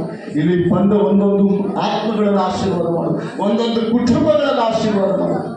ದೇವರಿನ ಭಯ ಭಕ್ತಿ ನಡಿಕೆ ಸಹಾಯ ಮಾಡು, ಕೃಪೆ ಮಾಡು ಸ್ವಾಮಿ. ನಿನಗೆ ವಂದನೆ, ಸಹಾಯ ಮಾಡು ದೇವರೇ, ನಿನಗೆ ವಂದನೆ ಅಪ್ಪ. ಈ ಕೊನೆಯ ಕಾಲದಲ್ಲಿ ನಮ್ಮ ವಿಶ್ವಾಸವನ್ನು ಕಾಪಾಡಲಿಕ್ಕೆ ಸಹಾಯ ಮಾಡು. ರಾಜ್ಯ ನಿನಗೆ ವಂದನೆ, ಪರಿಶುದ್ಧನೇ ನಿನಗೆ ವಂದನೆ, ಸಮಾಧಾನ ದೇವರೇ ನಿನಗೆ ವಂದನೆಯಪ್ಪ. ಇಲ್ಲಿ ತನಕ ನಮ್ಮದಿ ಮಾತನಾಡಿ ನಮ್ಮ ತಪ್ಪುಗಳೇನಾದರೂ ಕ್ಷಮಿಸಯ್ಯ, ನಮ್ಮ ಪಾಪಗಳೇ ನಿನಗೆ ಅಡ್ಡಿಯಾಗಿದ್ರೆ ಕ್ಷಮಿಸಪ್ಪ. ಎಸ್ಸಯ್ಯ, ಸ್ತೋತ್ರಪ್ಪ. ವಿಮೋಚಕನೇ ಸ್ತೋತ್ರಪ್ಪ. ಯಾರಿಲ್ಲಿ ದುಃಖದಿಂದ ಬಂದಿದ್ದಾರೋ ಸಂತೋಷವಾಗಿ ಹೋಗ್ಲಿಕ್ಕೆ ಸಹಾಯ ಮಾಡು. ನನಗೆ ದೇವರಿದ್ದಾನೆ, ನನ್ನ ದೇವರಿದ್ದಾನೆ, ನನ್ನ ಪರಲೋಕಕ್ಕೆ ಕರೆದಿದ್ದಾನೆ, ನಾನು ಆತನ ಮಗಳು ಮತ್ತು ಆತನ ರಾಯಭಾರಿ ಎಂಬುದಾಗಿ ಸಂತೋಷದಿಂದ ಹೋಗ್ಲಿಕ್ಕೆ ಸಹಾಯ. ರೋಗ ಬಾಧೆಗಳಿಂದ ಬಂದ ಜನರನ್ನು ಸಂಧಿಸು. ರೋಗ ಬಾಧೆ ಯೇಸು ನಾಮದಲ್ಲಿ ಇಲ್ಲೇ ಬಿಡಲ್ಪಡಲಿ. ಕಷ್ಟ, ಸಾಲ, ಸಂಕಟದಿಂದ ಬಂದ ಜನರನ್ನು ದರ್ಶಿಸು. ಯೇಸು ನಾಮದಲ್ಲಿ ಅವರು ದುಃಖಿಸುವ ದಿನಗಳು ಕೊನೆಗಾಣಲಿ. ನಿಮ್ಮ ವಾಕ್ಯ ಹೇಳ್ತಾನೆ ರಾಜ, ನಿಮ್ಮ ದುಃಖದ ದಿನಗಳು ಕೊನೆಗಾಣುವುದಾಗಿ. ನಿನ್ನ ಮಕ್ಕಳಿಗೆ ಯಾರಾದಂಥ ಬಾಧೆಗಳಲ್ಲಿ ಕೂಡ ಅವರಿಗೆ ಸಹಾಯವನ್ನು ನೀನಪ್ಪ. ಮನುಷ್ಯರ ಹಸ್ತವಲ್ಲ, ನಿನ್ನ ಹಸ್ತವು ಸಹಾಯ ಮಾಡಿ ದೇವರೇ. ಕುಟುಂಬದಲ್ಲಿ ಕಲಹ ಮಸರದಿಂದ ಬಂದಂಥ ಜನರನ್ನು ಕೂಡ ದರ್ಶಿಸಿ ಆಶೀರ್ವಾದ ಮಾಡಿ. ಬಂದಿರುವ ಎಲ್ಲರನ್ನು ಆಶೀರ್ವಾದ ಮಾಡಿ. ಬಂದಿರುವ ಎಲ್ಲ ಮಕ್ಕಳನ್ನು ಕೂಡ ಮುಂದಿರುವವರು ಬರಲಿಕ್ಕೆ ಸಹಾಯ ಮಾಡಿ. ಹಾಗೆ ಈ ಯೂಟ್ಯೂಬ್ ಚಾನಲ್ ಅನ್ನು ಕೂಡ ಆಶೀರ್ವಾದ ಮಾಡಪ್ಪ. ಯೂಟ್ಯೂಬ್ ಚಾನಲ್ ವೀಕ್ಷಿಸಿರುವ ಎಲ್ಲ ನನ್ನ ಪ್ರಿಯ ಸ್ನೇಹಿತರು ಸಹೋದರಿಯನ್ನು ಆಶೀರ್ವಾದ ಮಾಡಿ. ಈ ವಾಕ್ಯಗಳು ಆಶೀರ್ವಾದಕರವಾಗಿ ಅವರ ಜೀವಿತದಲ್ಲಿ ಅವರ ಕುಟುಂಬಗಳಿಗೆ ತಲುಪಲಿ. ಎಲ್ಲೆಲ್ಲಿಂದ ಯೂಟ್ಯೂಬ್ ಚಾನಲ್ ನೋಡ್ತಾ ಇದ್ದಾರೆ ದೇವರೇ, ಇದು ಅನೇಕ ವಿಧದಲ್ಲಿ ಆಶೀರ್ವಾದಕರವಾಗಿ ಸಹಾಯ ಮಾಡಿ. ಮತ್ತು ಇದನ್ನು ಏರ್ಪಡಿಸಿದಂಥ ಸಹೋದರನ ಆಶೀರ್ವಾದ ಮಾಡು. ಈ ಸಭೆಗಾಗಿ ಕಷ್ಟಪಡ್ತಿರುವಂಥ ಸಹೋದರನ ಆಶೀರ್ವಾದ ಮಾಡು ಪ್ರಭಾ. ಈ ಸಭೆಗೆ ಬೆಳಕಾಗಿ ಇರಬೇಕೆಂಬುದಾಗಿ ಯೋಜನೆಯಿಂದ ತಂದಂತ ಆ ಒಂದು ಕರೆಕ್ಟ್ ಇನ್ವೇಟರ್ ಕೂಡ ಆಶೀರ್ವಾದ ಮಾಡು. ಅವರ ಕುಟುಂಬಗಳು ಕೂಡ ಬೆಳಕಾಗಿಲ್ಲ ಯೇಸುವಿನ ನಾಮದಲ್ಲಿ ಆಶೀರ್ವಾದಿಸಲ್ಪಡಲಿ. ಶಾಂತಿ, ಸಮಾಧಾನ, ಪ್ರೀತಿ, ನೆಮ್ಮದಿಯನ್ನುಂಟು ಮಾಡು. ದೇವಾ ನಿನಗೆ ವಂದನೆ ಸ್ವಾಮಿ, ನಿನಗೆ ಸ್ತೋತ್ರ. ಪ್ರಾರ್ಥನೆ ಕೇಳಿದಕ್ಕಾಗಿ ವಂದನೆ ಸ್ವಾಮಿ. ಪರಲೋಕದಲ್ಲಿರುವ ದೇವರೇ ನಿನಗೆ ಸ್ತುತಿ ಸ್ತೋತ್ರ. ನಮ್ಮ ಸಹಾಯಕನೇ ನಿನಗೆ ಸ್ತುತಿ ವಂದನೆ. ಪ್ರಾರ್ಥನೆ ಕೇಳಿದ ಹಾಗೆ ಸ್ತುತಿ ವಂದನೆ. ಎಲ್ಲ ಸ್ತುತಿಗೆ ಮಾನ ಮಹಿಮೆ ನಿಮ್ಮೊಬ್ಬರೇ ಯೇಸು ನಾಮದಲ್ಲಿ ಪ್ರಾರ್ಥಿಸಿ ಬೇಡುವ ನಿಜ ಜೀವನ ತಂದೆ. Amen amen amen. Praise the lord.